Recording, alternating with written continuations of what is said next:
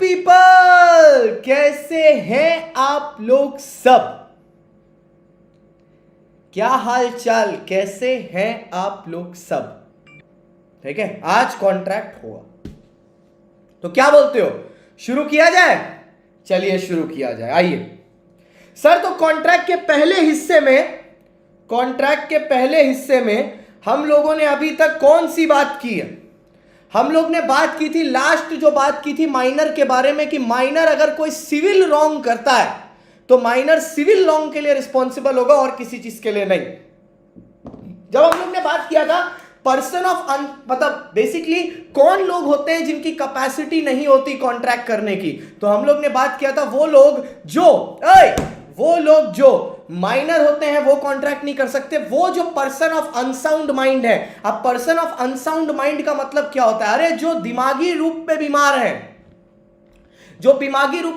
लेकिन इसमें एक चीज याद रखना, कोई भी कॉन्ट्रैक्ट आप एक पर्सन ऑफ अनसाउंड माइंड के साथ करते हो वो कॉन्ट्रैक्ट वॉइड है। लेकिन पागल भी दो किस्म के होते हैं भैया, पागल भी दो किस्म के होते हैं। सुनिएगा ध्यान से, मैं बता रहा हूं। एक होते हैं पूरे पागल, जैसे कि देव, ठीक है, इनको बोलते हैं परमानेंटली मैड, इडियट।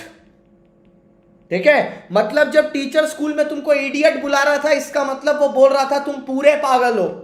ठीक है, कल को सीए बनने के बाद वही टीचर को जाके दिखाना कि देखो टीचर, हम मार्वल हैं, हम सुपर हीरो हैं, हम मार्वल हैं, we are, I am Iron Man.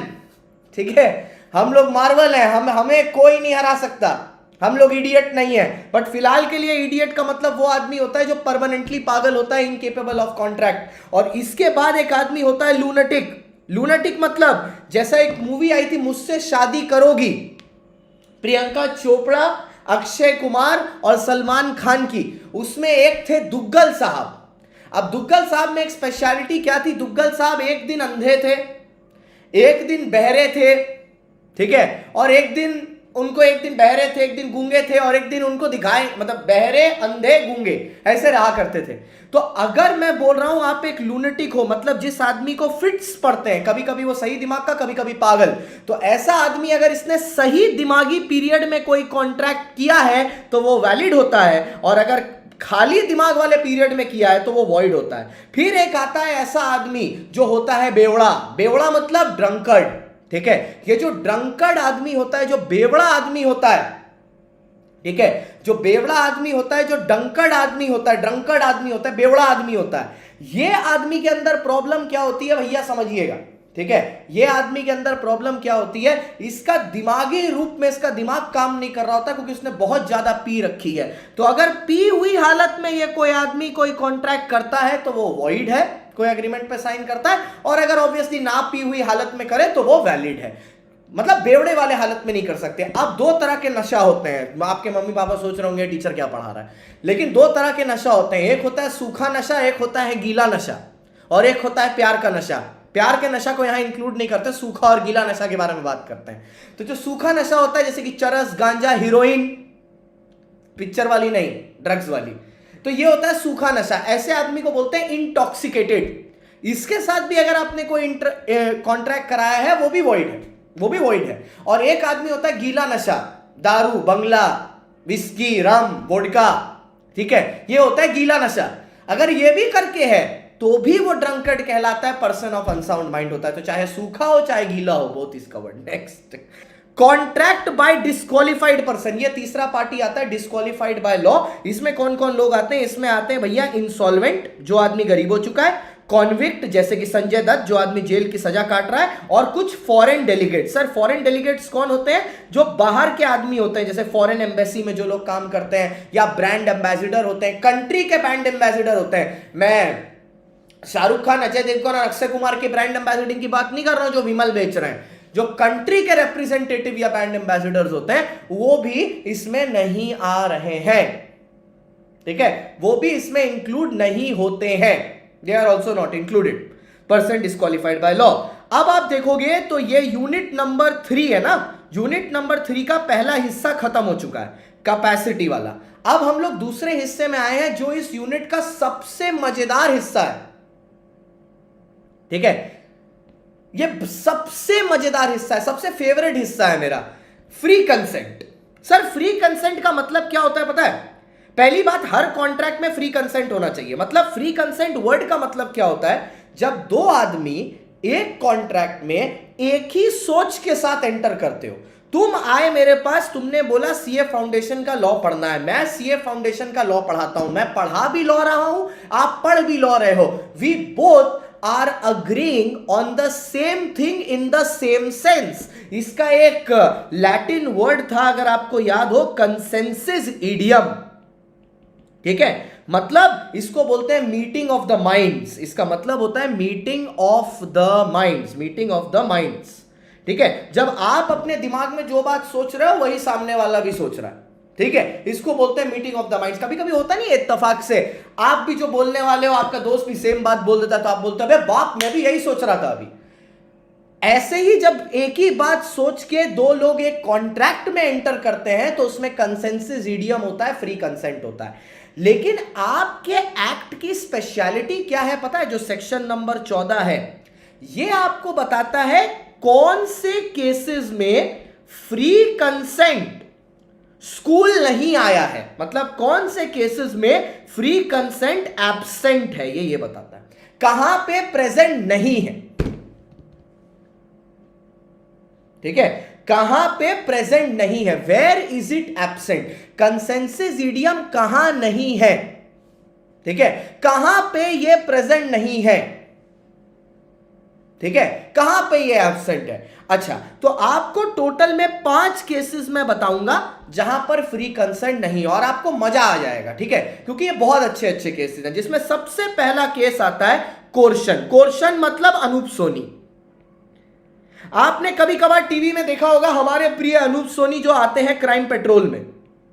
ठीक है, ये क्राइम पेट्रोल में आते हैं, आके क्या बोलते हैं, देखिए भैया आपको सावधान रहना है, सतर्क रहना है, खूनी तो खून करेगा, आप अपना गला लेके बाहर निकलेंगे वो तो काटेगा।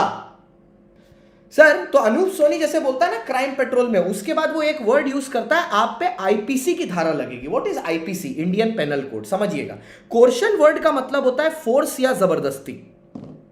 कोर्शन वर्ड का मतलब होता है फोर्स या जबरदस्ती। अगर किसी आदमी ने आपके साथ किसी भी तरह की जबरदस्ती किया, वापस आ जाओ, किसी भी तरह का फोर्स लगाया है, अब ये तो या तो फोर्स उसने अटेम्प्ट किया है या तो एक्चुअल में कर दिया है। इवन अगर आपके किसी के घर वाले को उसने उठा लिया, ठीक है, या आपकी कोई प्रॉपर्टी को उसने डिटेन कर लिया, या तो उसने कोशिश की, ठीक है, और हुआ नहीं, या उसने कोशिश की और हो गया, दोनों ही कोर्शन होता है। लेकिन भाई एकदम सिंपल सी बात है, हमें कोर्शन से कोई लेना देना नहीं है। हमें लेना देना तब होगा, ठीक है, जब कोर्शन की वजह से एक अग्रीमेंट बने।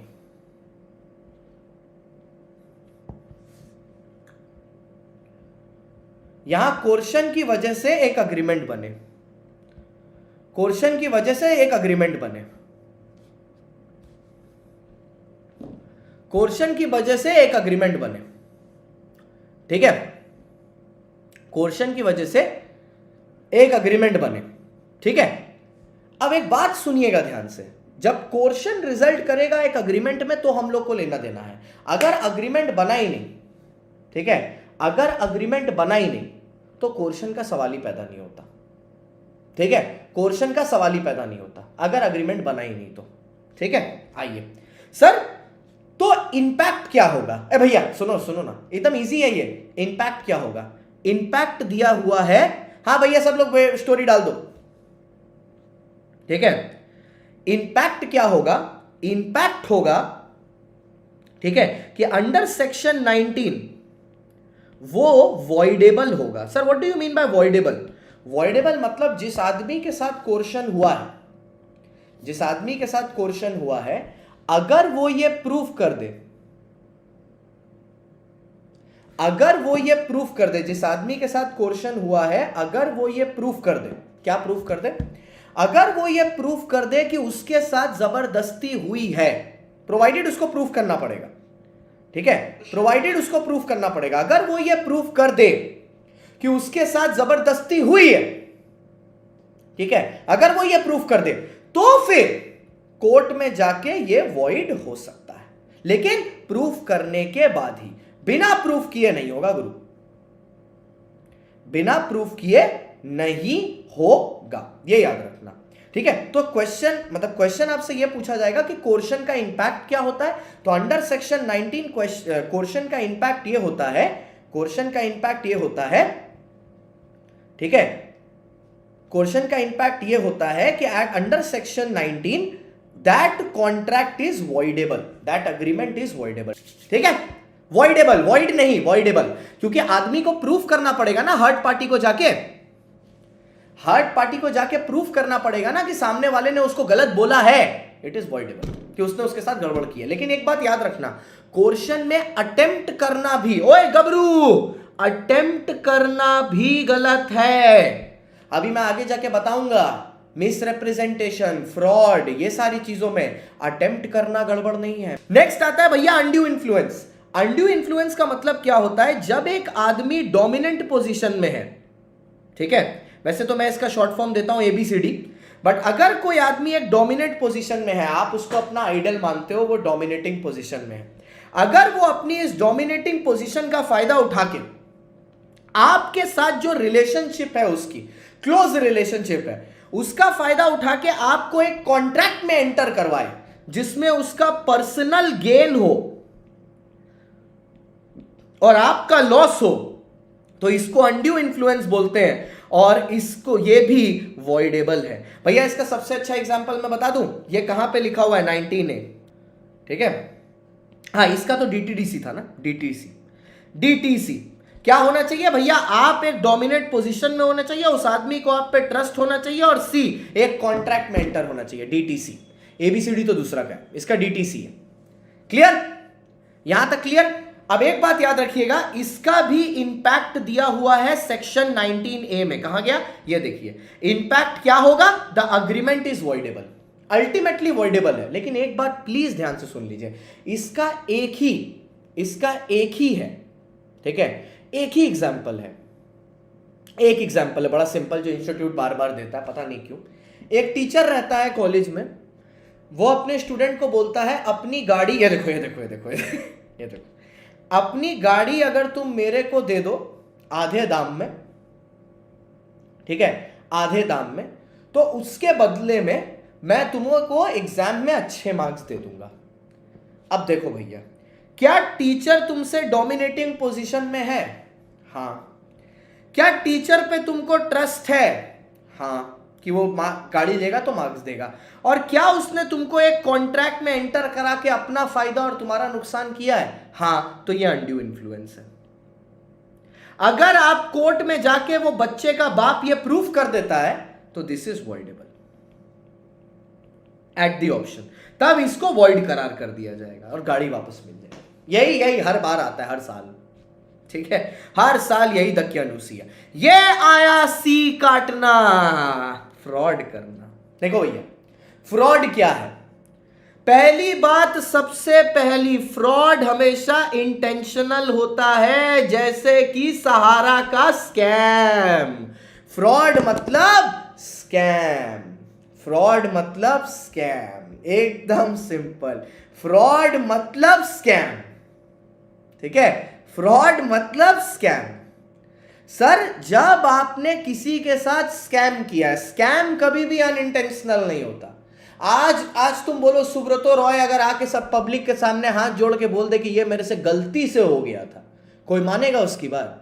अरे कालक पोत दी गई थी वो आदमी के चेहरे पे, कालक पोत दी गई थी। तुम समझ रहे हो कितनी बड़ी इंसल्ट है? एक बिलियनर आदमी की क्या इज्जत रह गई लोगों के सामने, उसके मुंह पे कालक पोत दी गई है। तुम सोचो, आज माल्या ने इतना पैसा कमाया जीवन में, मैं सब मानता हूं, कौड़ी भर की इज्जत नहीं है उसकी, कौड़ी भर की इज्जत नहीं है, कौड़ी भर की, 4 रुपए की इज्जत नहीं है वो आदमी की।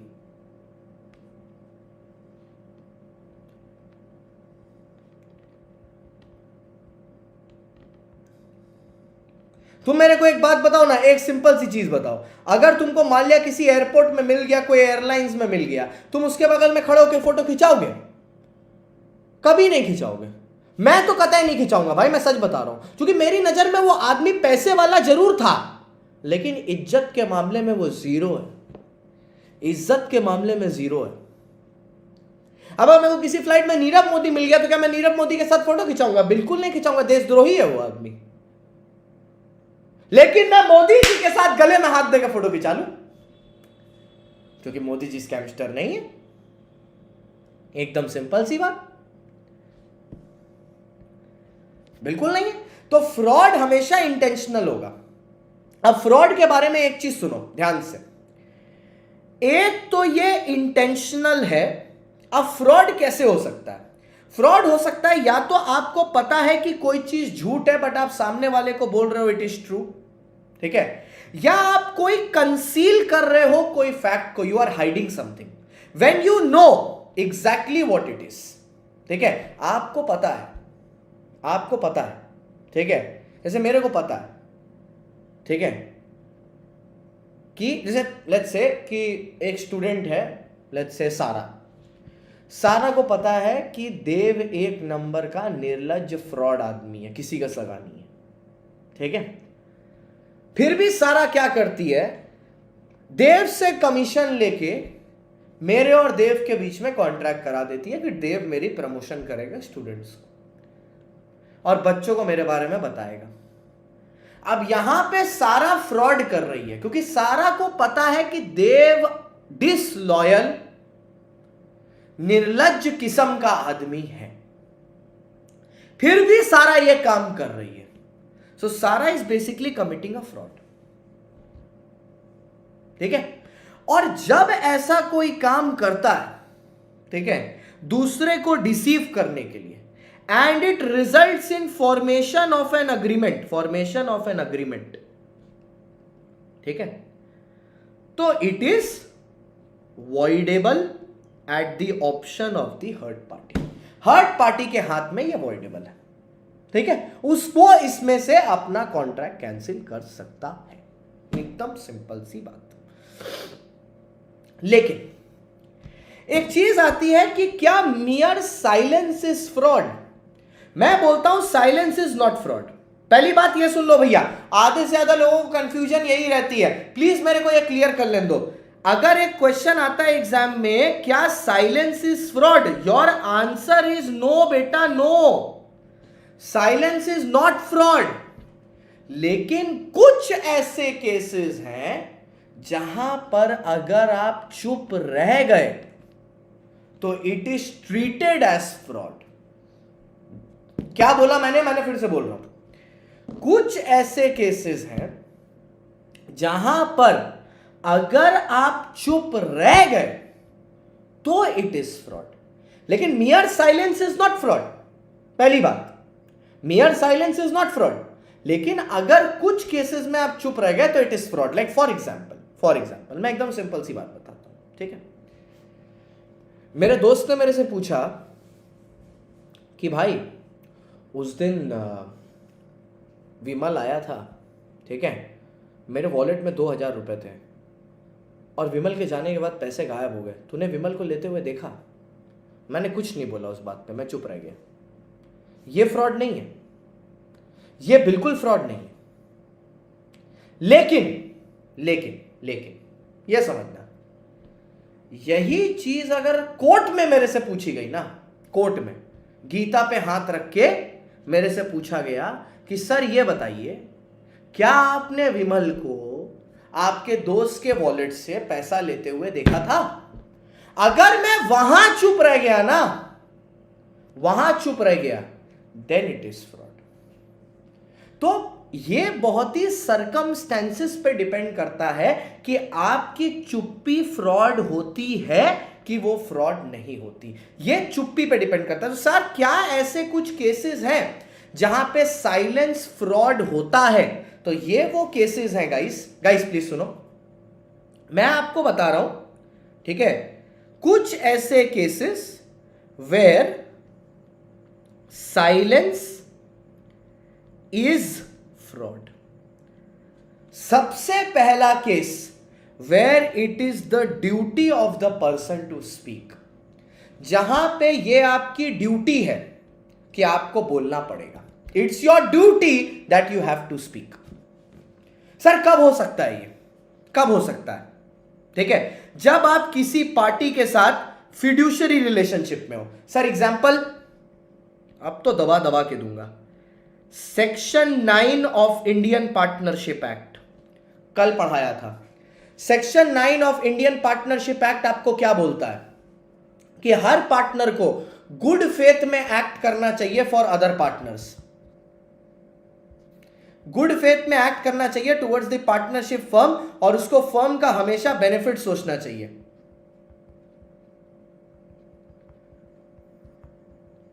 ठीक है, फर्म का हमेशा बेनिफिट सोचना चाहिए, हमेशा, है ना, हमेशा बेनिफिट सोचना चाहिए। अगर वहां पर उसने चुप रहा और फर्म के फिड्यूशरी रिलेशनशिप का फायदा नहीं उठाया, मतलब सही में जनरल ड्यूटीज फुलफिल नहीं की, सो वहां पे उसका साइलेंस भी फ्रॉड हो जाएगा। वहां पे उसका साइलेंस भी फ्रॉड हो जाएगा। वहां पे उसका साइलेंस भी फ्रॉड हो जाएगा। Next, contract of insurance. ये लोग जो तुम्हारे घर आते हैं ना, इंश्योरेंस एजेंट, इंश्योरेंस पॉलिसी बेचने के लिए, ये इनकी ड्यूटी है कि सारे टर्म्स एंड कंडीशन आपको क्लियरली समझाएं। चाहे मरीन इंश्योरेंस हो, चाहे फायर इंश्योरेंस हो, चाहे किसी भी तरह का इंश्योरेंस हो। अगर इन लोगों ने आपसे झूठ बोला है ना, so you can hold them liable in court, या कोई पॉलिसी के फैक्ट्स को मिसस्टेटेड किया है। इसलिए लोग बहुत सोच समझ के सारी चीजें बोलते हैं, सारी चीजें आपको बता देते हैं, कोई कल को क्या पता ठुक जाए। आइए, contract of insurance. Sir contract of insurance में फुल डिस्क्लोजर इज मैंडेटरी। सारे फैक्ट्स आपको नोन होने चाहिए, सारे फैक्ट्स आपको बताने हैं सामने वाले को। कुछ भी फैक्ट्स आप मिसस्टेटेड या हिडन नहीं रख सकते, क्योंकि कुछ भी अगर आपने छुपाया उसको बाद में आपके अगेंस्ट इस्तेमाल किया जा सकता है। Next, contract of marriage. ये तो मूवी में होता है, हमारा लड़का तो ना शराब पीता है, ना सिगरेट पीता है, ना किसी बुरी चीज का नशा है। ये सारी चीजें इन्होंने बताई, ना गुटखा खाता है। शादी के अगले ही दिन बेवड़ाए पड़े हैं घर में, फिर रोज पिए चले जा रहे हैं। ठीक है, लड़की और लड़की का बाप केस कर देता है। एक मूवी आई थी बाला, ठीक है, जिसमें आयुष्मान खुराना टकला था और उसने नकली बाल लगा के यामी गौतम से शादी कर ली थी। कसम से बता रहा हूं मैं, ये हुआ था। यामी गौतम को जिस दिन पता चला कि वो टकला है, उसने उसको डिवोर्स दे दिया और फ्रॉड का चार्ज ठोक दिया। Silence is fraud. Contract of marriage. फिर आया contract of family settlement. Contract of family settlement,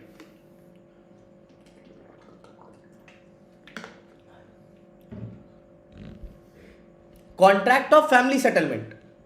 ठीक है सर, ये फैमिली सेटलमेंट का कॉन्ट्रैक्ट क्या है? फैमिली सेटलमेंट का कॉन्ट्रैक्ट है जहां पर जब बंटवारा होता है ना, बंटवारा फैमिली में जब बंटवारा होता है, एचयूएफ जब बंटता है, ठीक है, फैमिली में जब बंटवारा होता है तो वहां पर ना सारी चीजें क्लियरली डिस्क्लोज होनी चाहिए। ठीक है, सारी चीजें डिस्क्लोज होनी चाहिए। कोई भी फैक्ट आपको हिडन नहीं रखना है कि कोई प्रॉपर्टी छुपा ली, कोई प्रॉपर्टी बताया नहीं, ये सब नहीं करना, क्योंकि वहां पर this amounts to fraud. There has to be proper, ठीक है, there has to be proper distribution of property. There has to be proper distribution of property. ठीक है, चलो next, share allotment contract. Sir share allotment क्या होता है? Person जो prospectus issue करता है, ठीक है, प्रोस्पेक्टस में सारी बातें सच लिखी होनी चाहिए। अरे ये प्रोस्पेक्टस की जो बातें थी, इसी के चक्कर में तो सहारा की लग गई थी, क्योंकि प्रोस्पेक्टस में झूठ लिख नहीं सकते। इन्होंने प्रोस्पेक्टस में सब डिस्क्लोजर किया, वहां जो सीए बैठा था उसने रख के मार दी। उसने प्रोस्पेक्टस को बहुत डेप्थ में पढ़ दिया और उसने इनकी वाट लगा दी। ठीक है, वरना इसके पहले तो सहारा कितने कांड कर चुकी थी जो कभी लाइमलाइट में आए नहीं थे, वहां इनकी जड़ पिट गई। सुब्रतो रॉय की किस्मत ही खराब थी, वो भी दिन दिन बैठ के ना वो दीवार मतलब जेल में बैठ के सोचता होगा वो, अबे काहे आईपीओ निकाले थे, इतना पैसा तो लूट लिए थे। तो कौन कौन से केसेस हैं भैया? जहां पे आप फिड्यूशियरी रिलेशनशिप में है, जहां पे इंश्योरेंस कॉन्ट्रैक्ट्स हैं, जहां पर मैरिज कॉन्ट्रैक्ट्स हैं, जहां पर फैमिली सेटलमेंट हो रही है और जहां पर शेयर अलॉटमेंट हो रहे हैं। आपका एक्रोनिम बन गया फर्म्स।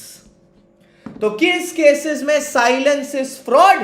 फर्म्स के केसेस में साइलेंस इज फ्रॉड। फर्म्स के केसेस में बैठे बैठे गुप्ता जी ने एक्रोनिम बना दिया, फाड़ दिया Gupta ji. Next, where silence itself is equivalent to speech.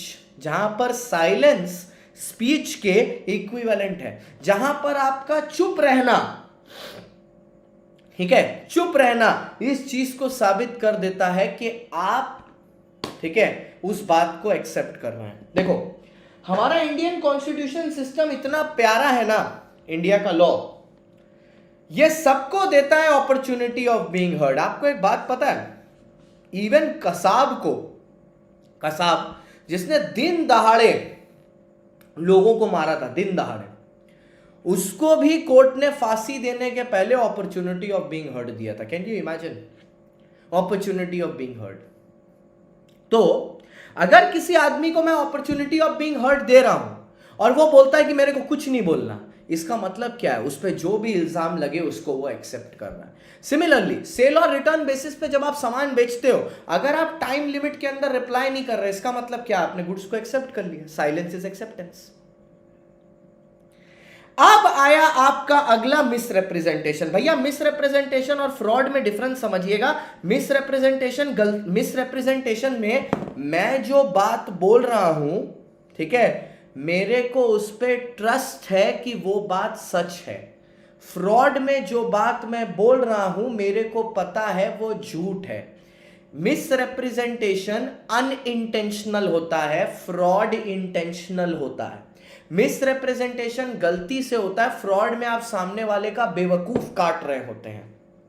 हालांकि यहां पर इनोसेंटली एक पार्टी दूसरी पार्टी के साथ अग्रीमेंट में आता है, जिससे एक को एडवांटेज होती है और दूसरे को लॉस होता है। मिसलीडिंग कर देते हैं उसको, लेकिन यह अनइंटेंशनल होता है, जानबूझकर नहीं करता वो आदमी। It is unintentional. तो ऐसे केस में, मिसरिप्रेजेंटेशन के केस में, ये अग्रीमेंट क्या हो जाता है? वॉइडेबल हो जाता है। मतलब फ्रॉड, देखो अल्टीमेट रिजल्ट सेम है, वो फ्रॉड में भी वॉइडेबल है, ठीक है, और मिसरिप्रेजेंटेशन में भी वॉइडेबल है, दोनों में ही वॉइडेबल है। खाली गुप्ता जी फर्क इतना सा है कि मिसरिप्रेजेंटेशन में ये अनइंटेंशनल है और फ्रॉड इंटेंशनल है, बस इतना सा फर्क है। दोनों केस में वॉइडेबल है बेटा, वॉइड किसी में भी नहीं है। यही तो मैं आपको तब से समझाने की कोशिश कर रहा हूं कि वॉइड वो किसी में भी नहीं है मेरे भाई, वॉइड वो किसी में भी नहीं है, वॉइड वो किसी में भी नहीं है।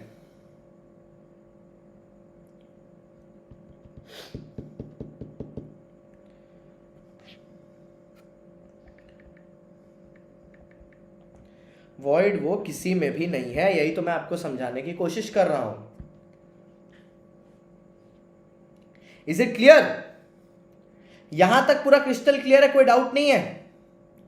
सर यहां पर जो हम लोग बात कर रहे थे इंटेंशनल अनइंटेंशनल की, ये बात मैंने करके आपके सामने खत्म कर दी, ठीक है। इंटेंशनल अनइंटेंशनल की जो मैं बात कर रहा था, ये करके मैंने आपके सामने ये लॉजिक अभी खत्म कर दिया, ये निपटा दिया, ठीक है। अब बात करते हैं आगे की। सर अब आप देखोगे कि कुछ डिफरेंस बिटवीन दिए हुए हैं, जैसे पहले कोर्शन और अनड्यू इन्फ्लुएंस के बीच में दिया हुआ है। मैं मोटा मोटी आपको डिफरेंस बता देता हूं, मोटा मोटी डिफरेंस क्या है, ठीक है। मोटा मोटी डिफरेंस क्या है सर? कोर्शन के केस में चाहे आप अटेम्प्ट कर रहे हो, ठीक है, चाहे आपने एक्चुअल किया हो, दोनों के केस में ही वो वॉइडेबल है। मतलब दोनों के केस में ही आपको कॉन्ट्रैक्ट को कैंसिल करना है, भले वो आदमी हुआ हो या ना हुआ हो। लेकिन अनड्यू इन्फ्लुएंस के केस में, ठीक है, अनड्यू इन्फ्लुएंस के केस में, ठीक है, अनड्यू इन्फ्लुएंस के केस में ओनली व्हेन हैपेंस, ये सिर्फ तब एप्लीकेबल होगा जब एक्चुअली आपसे कोई आदमी इन्फ्लुएंस हुआ हो। सिर्फ आप कोशिश कर रहे हो, वो जरूरी नहीं है, ठीक है, वो जरूरी नहीं है, सिर्फ कोशिश करने वालों से नहीं होगा, ठीक है। दोनों के केस में ही ये अवॉइडेबल होता है, ठीक है, दोनों के केस में ही ये अवॉइडेबल होता है, ठीक है। और दोनों के केस में ही जो भी आप लो वो वापस करना पड़ता है, ये बात एकदम सच है। बस फर्क इतना सा है, छोटू सा फर्क है। क्या छोटू सा फर्क है कि यहां पर कोर्शन के केस में आईपीसी इन्वॉल्व होता है, मिस रिप्रेजेंटेशन, अनड्यू इन्फ्लुएंस के केस में कोई भी आईपीसी का इन्वॉल्वमेंट नहीं होता। इंडियन पेनल कोड इन्फ्लुएंस को गवर्न नहीं करता, ठीक है। हाँ, फ्रॉड और मिस रिप्रेजेंटेशन का सबसे बड़ा डिफरेंस मैं पहले ही बात कर चुका हूं। फ्रॉड हमेशा इंटेंशनल होता है, आप जान के सामने वाले का बेवकूफ काटते हो भाई, आपको पता है वो कभी गलती से नहीं हो सकता। लेकिन मिस रिप्रेजेंटेशन इज अनइंटेंशनल, ठीक है, इट इज अनइंटेंशनल, ठीक है। अच्छा, सेक्शन 19 एकदम सिंपल बात बोलता है। सेक्शन 19 आपको यह बोलता है कोर्शन, फ्रॉड, मिस रिप्रेजेंटेशन, ठीक है, और अनड्यू इन्फ्लुएंस से हुए जितने अग्रीमेंट हैं वो सारे के सारे वॉइडेबल है, सारे के सारे, वो तो बता चुका। खाली जब आप मिस्टेक में आओगे ना, जो यहां दी हुई है, तो इसमें मैं आपको एक चीज बताता हूं। मिस्टेक दो तरीके की होती है, एक मिस्टेक ऑफ लॉ, एक होती है mistake of fact. Mistake of law मतलब आपने इंडियन लॉ का कोई प्रोविजन बिना जाने तोड़ दिया, या आपने फॉरेन लॉ का कोई प्रोविजन बिना जाने तोड़ दिया। अरे हम लोग को सारी लॉ थोड़ी ना पता होती है। अब आज की डेट में मैं तुमको एक बात बताऊं, मैं रास्ता में गाड़ी चलाता है, बाइक चलाता है, तो मेरे को सारा लॉ थोड़ी ना पता है, मोटर व्हीकल्स एक्ट का क्या है, मोटा मोटी पता है। पर अगर पुलिस वाला मेरे को किसी लॉ के उल्लंघन में पकड़ लेता है, मैं वहां उसको ये थोड़ी ना बोल सकता हूं हमको तो लॉ पता ही नहीं था। तो फिर तो ऐसे, ठीक है, फिर तो ऐसे कोई भी आदमी, ठीक है, मर्डर करेगा और उसके बाद बोलेगा हमको तो पता ही नहीं था कि मर्डर से उम्र कैद होता है, अच्छा हुआ आप बता दिया, आपसे नहीं करेंगे। इसमें बोला जाता है मिस्टेक ऑफ लॉ में एक word, that ignorance of law, ignorance of law is no excuse. Ignorance of law is no excuse. इसका एक लैटिन टर्म बताऊं मैं, इग्नोरेशिया जूरिस नॉन एग्जीक्यूटिस। इग्नोरेशिया जूरिस नॉन एग्जीक्यूटिस, ignorance of law is no excuse, ठीक है, ignorance of law is no excuse. अब मेरे को पता नहीं है कि इंटरनेशनल फ्लाइट में बिना दारू पिए नहीं चढ़ सकते, बिना दारू पी के नहीं चढ़ सकते, तो इसका यह मतलब थोड़ी ना कि मैं दारू पी के फ्लाइट में जाऊं और फिर बाद में बोलो अरे हमको पता ही नहीं था कि पी के नहीं आना है, अभी चढ़ने दे दो, नेक्स्ट टाइम नहीं पिए आएंगे। ऐसा थोड़ी ना होता है भाई, law is a law, you can do that, ठीक है, can do that. Next, mistake of law.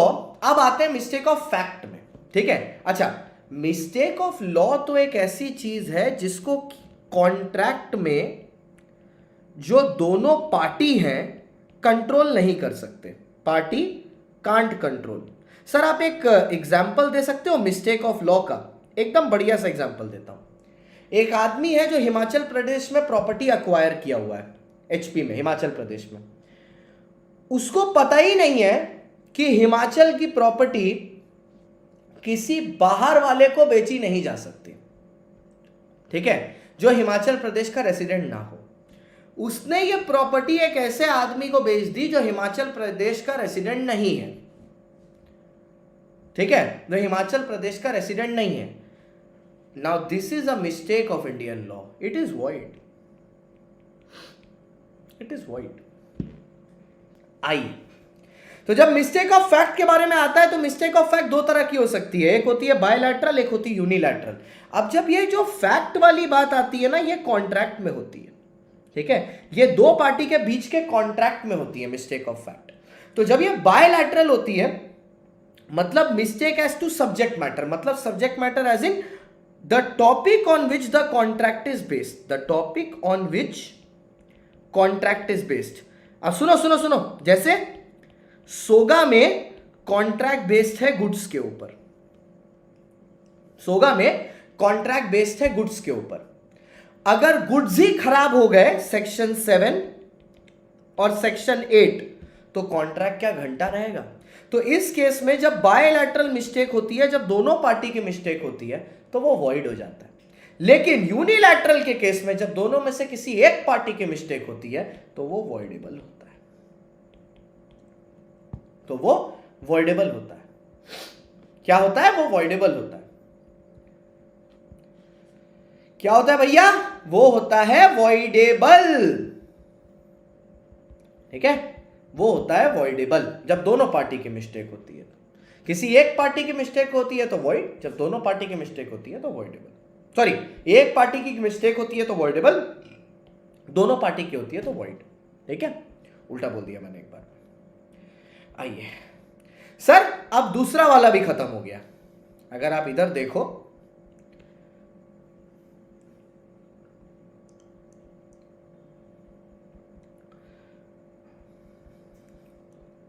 ये जो था ये भी खत्म। अब आए हम लोग लॉफुल कंसिडरेशन और ऑब्जेक्ट में। लॉफुल कंसिडरेशन और ऑब्जेक्ट में ये सोगा, ये कॉन्ट्रैक्ट एक्ट का सबसे बड़ा यूनिट है, बाकी सारे यूनिट छोटे छोटे हैं, ये यूनिट सबसे बड़ा है। ठीक है, आइए सर, कौन से ऐसी चीजें हैं जो जिनका ऑब्जेक्ट लीगल या कंसिडरेशन लीगल नहीं है? वो आपको 6 एग्जाम्पल देता है। इन लोगों में, इन 6 कैटेगरी में जो चीजें फॉल करती हैं, हाँ, जो चीजें इन 6 कैटेगरी में फॉल करती हैं, ये 6 चीजें लॉफुल नहीं है। ठीक है, ये 6 चीजें लॉफुल नहीं है। इसके अलावा दुनिया जहान की हर चीज वैलिड है, कोई दिक्कत नहीं है। जैसे अगर आपने कोई एक्टिविटी करने के लिए कॉन्ट्रैक्ट किया है which is forbidden by law, example देता है trading with an alien enemy. ठीक है, एलियन एनिमी ट्रेडिंग विद, क्यों अंकिता बोरा मैम को बोल जूम करने। ठीक है, it is forbidden by law. Sir forbidden by law का मतलब एलियन एनिमी। जैसे एक एग्जांपल देते हैं एलियन एनिमी। अगर मैं इंडियन हूं और मैं पाकिस्तान के साथ कोई कॉन्ट्रैक्ट में डील कर रहा हूं, तो the Pakistan is an alien enemy. ठीक है, Pakistan is an alien enemy, it is forbidden by law. मैं कोई भी कॉन्ट्रैक्ट में अगर उसके साथ एंटर करूं, ठीक है, तो ये गलत है। ठीक है, तो ये गलत है। दूसरा वाला मेरा फेवरेट है। ठीक है, जब आप कोई ऐसा कंसिडरेशन या ऑब्जेक्ट कर रहे हो which defeats the provision of the law, जानबूझ के आपने ट्रांजैक्शन ऐसे बनाया है, ठीक है, कि लॉ टूटे भी ना, ठीक है, और आपका काम भी निकल जाए। इस चीज में सीए लोग सबसे होशियार होता है। इसको बोलते हैं टैक्स इवेजन। इसी के लिए सीए लोग को पैसा ज्यादा मिलता है, टैक्स इवेजन। लॉ में रहते हुए, लॉ के दायरे में रहते हुए क्लाइंट का बुक्स को ऐसे चेंज करना कि टैक्स की लायबिलिटी रातों रात किताबों से गायब हो जाए। कोई भी लॉ टैक्स इवेजन सिखाता नहीं है। आप लॉ के दायरे में रह के टैक्स इवेजन करते हैं। जैसे मैं इसका एक बहुत अच्छा एग्जांपल दूं, लॉ है सेपरेट लीगल एंटिटी। लॉ है सेपरेट लीगल एंटिटी। कितना अच्छा सैलमन ने फायदा उठाया था, डिनशॉ मैकेंजी पटीट ने फायदा उठाया था, रबर इंडस्ट्री ने फायदा उठाया था कॉर्पोरेट व्हील का। उन्होंने कुछ इलीगल नहीं किया, लेकिन उन्होंने प्रोविजन में रह के प्रोविजन के इंटेंशन को डिलीट कर दिया। ठीक है, next, when it is fraudulent, Lakshmi chit fund 21 दिन में पैसा डबल। जब आप काम ही ऐसा कर रहे हो विच इज फ्रॉड, मैं मुंह पे बजा के कर रहा है, लक्ष्मी चिट फंड 21 दिन में पैसा डबल। ठीक है, next, when consideration defeats any rule being in India. 8 नवंबर 2016 को मोदी जी ने डिक्लेयर किया डिमोनेटाइजेशन। मोदी जी ने बोला 9 तारीख के ऑनवर्ड्स अगर कोई भी आदमी पुराने 500 और 1000 के नोट में कंसिडरेशन को एक्सेप्ट करता है इंडिया में, तो उसको अनलॉफुल माना जाएगा। तो 9 तारीख ऑनवर्ड्स जिन्होंने भी 500 और 1000 के नोट में डीलिंग की, एक्सेप्ट पेट्रोल पंप और मेडिसिन की दुकान, सब कुछ अनलॉफुल है। बगल में डिमोनेटाइजेशन लिख देना। मैंने क्लास में भी सेम एग्जांपल लिया था। Next, when the consideration involves injury to a person और टू प्रॉपर्टी ऑफ अनदर। एक गुंडे को मैं पैसा दे रहा हूं, बोल रहा हूं भाई ये जो रमेश भाई है ना, ठीक है, ये कल एक बिडिंग के लिए जाने वाला ऑक्शन के लिए, इसके पास पैसे ज्यादा हैं,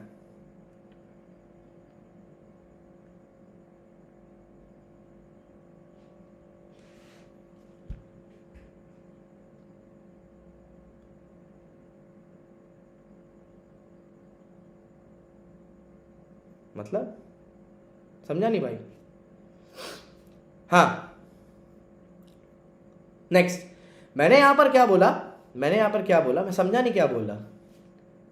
हाँ, मैंने यहां पर क्या बोला, जब आप किसी कॉन्ट्रैक्ट में एंटर करते हो ना, जिससे आप सामने वाले की प्रॉपर्टी को या सामने वाले आदमी को इंजरी प्रोवाइड करते हो। इंजरी कैसे? ठीक है, मैंने भाई एक आदमी के साथ कॉन्ट्रैक्ट किया, मैंने बोला वो आदमी कल बिडिंग के लिए जाने वाला है, उसके पास पैसे बहुत हैं, मैं नहीं चाहता वो बिडिंग में जाए, मैंने विश्वजीत को कॉन्ट्रैक्ट दिया, इसको उठा लो, मैंने विश्वजीत को कॉन्ट्रैक्ट दिया, इसको उठा लो, ठीक है, इसको उठा लो, और विश्वजीत ने क्या किया, इसको उठा लिया। अब ये क्या है, मैं उसको उसके लिए 2 लाख रुपया दे रहा हूं, जो ऑब्जेक्ट या जो कंसिडरेशन है वो तो गलत है ना, वो तो गलत है ना।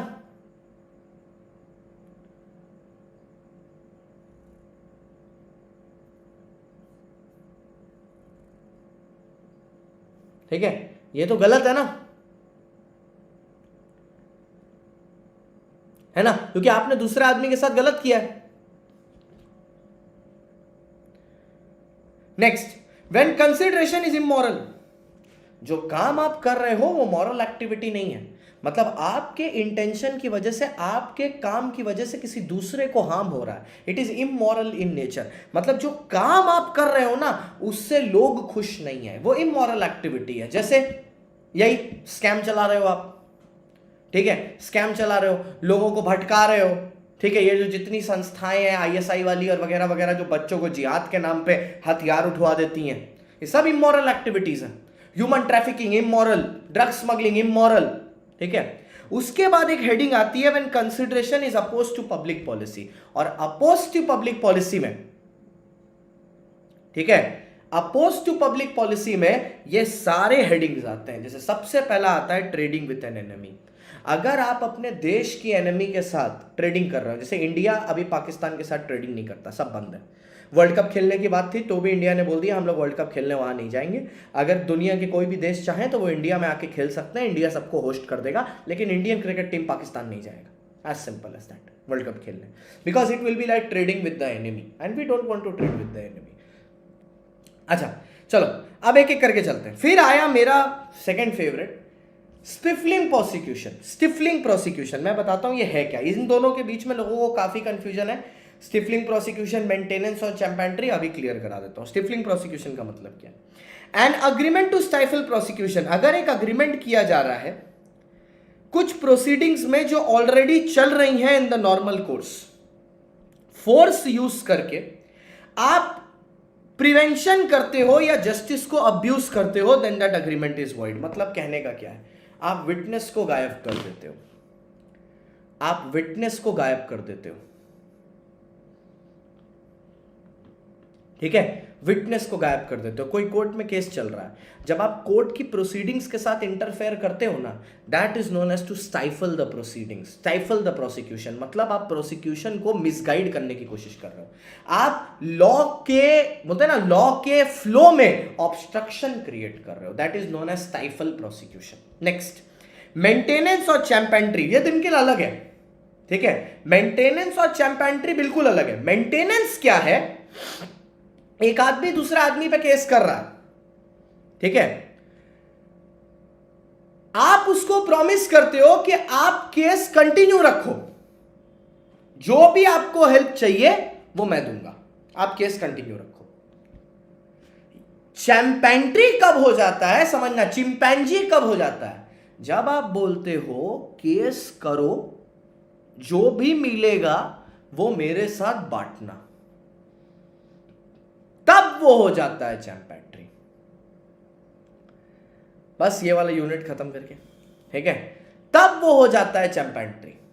ठीक है, जब आप ये प्रॉमिस करते हो कि ब्रो अगर आपके ऊपर केस चल रहा है, ऐसे मान लो अभी किसी के ऊपर, मैं सेजल के ऊपर एक केस चल रहा है, लेट्स से मैं उसको बोलता हूं कि तुम एक काम करो, अरे कहां चला गया, तुम एक काम करो, तुम कोर्ट में केस लड़ो, मैं तुम्हारी हेल्प करूंगा, लेकिन अगर तुम जीती तो 50% हिस्सा मेरे को दे देना, तब यह चैंप एंट्री है। लेकिन अगर मैं सिर्फ यही बोलूं कि नहीं बाबा नहीं, दूंगा कुछ नहीं, दूंगा कुछ नहीं और लूंगा भी कुछ नहीं, मैं सिर्फ तुम्हारी हेल्प कर रहा हूं, तब यह मेंटेनेंस है। इतना अच्छा आदमी तो इस दुनिया में कोई पैदा नहीं हुआ, इतना अच्छा आदमी इस दुनिया में कोई पैदा नहीं हुआ। दूसरा, trafficking relating to public offices, police वाला तुमको पकड़ा, ठीक है, तुम कोना में गए, तुमने बोला भैया सुनिए ना, मैं आपको 200 रुपया दे रहा हूं, छोड़ दो ना यार, क्या केस कर रहा है, ट्रैफिकिंग। लेकिन यहां पर ट्रैफिकिंग इन पब्लिक ऑफिसेस का मतलब क्या है? पैसा खिला के नौकरी लेना, पैसा खिला के भारत रत्न लेना, पैसा खिला के नोबेल प्राइज लेना, मतलब कोई चीज पैसा खिला के अपना करना। बेटा बाप नौकरी कर रहा था गवर्नमेंट जॉब, बेटे को भी वही गवर्नमेंट जॉब चाहिए, वो नौकरी वाला आदमी बोलता है 20,000 रुपया दो, तुमको नौकरी दिला दूंगा, पैसा दे के नौकरी ले लिया।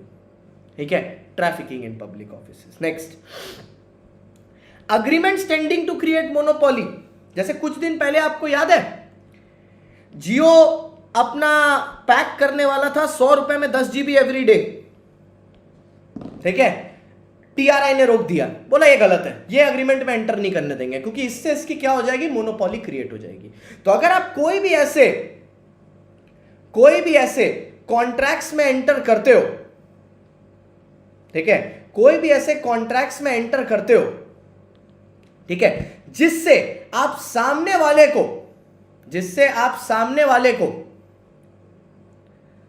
ठीक है, जिससे आप सामने वाले को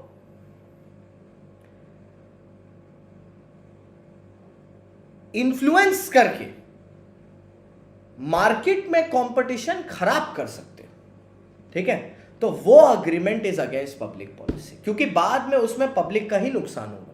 आज अगर जियो को ये अलाउ कर देते ना, तो बाद में क्या होता, वोडाफोन और एयरटेल अपनी दुकान बंद कर देते, फिर जियो बेटा ये 100 रुपए को 500 रुपए भी कर देता, तो तुमको इंटरनेट तो भराना ही पड़ता ना, वरना तुम व्हाट्सएप, टेलीग्राम, इंस्टाग्राम करेगा कैसे, क्लास करेगा कैसे, हैं, इंस्टाग्राम में स्टोरी डालेगा कैसे, होगा कैसे, जरूरी था, नेसेसिटी है। नेक्स्ट, मैरिज ब्रोकरेज अग्रीमेंट, ये होती है दलाली, ठीक है, ये होती है दलाली।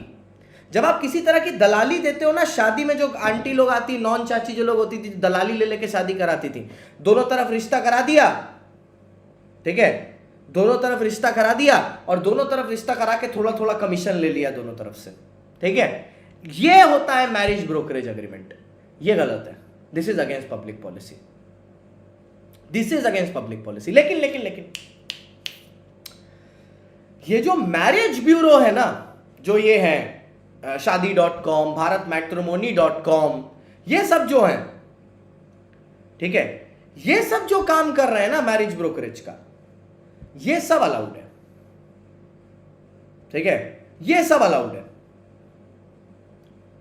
ठीक है, ये सब अलाउड है, क्योंकि यहां पर ना ये कोई ब्रोकरेज नहीं ले रहे हैं, इनका अपना पैकेज है, आप इनका पैकेज का अमाउंट पेमेंट करके ये सिर्फ दुल्हा दुल्हन प्रोस्पेक्टेड हस्बैंड और वाइफ को मिला रहे, आगे का कारोबार आपके ऊपर है, ठीक है, पसंद आए तो ठीक, ना पसंद आए तो ठीक, ये उसमें बीच में घुस नहीं रहे, they are not interfering. Next, interference with course of justice, इसीलिए मैं बोल रहा था ये वाला वॉइड है, देखा यहां आ रहा था, जो आप कहीं और घुसाने की कोशिश कर रहे थे यहां आ रहा था।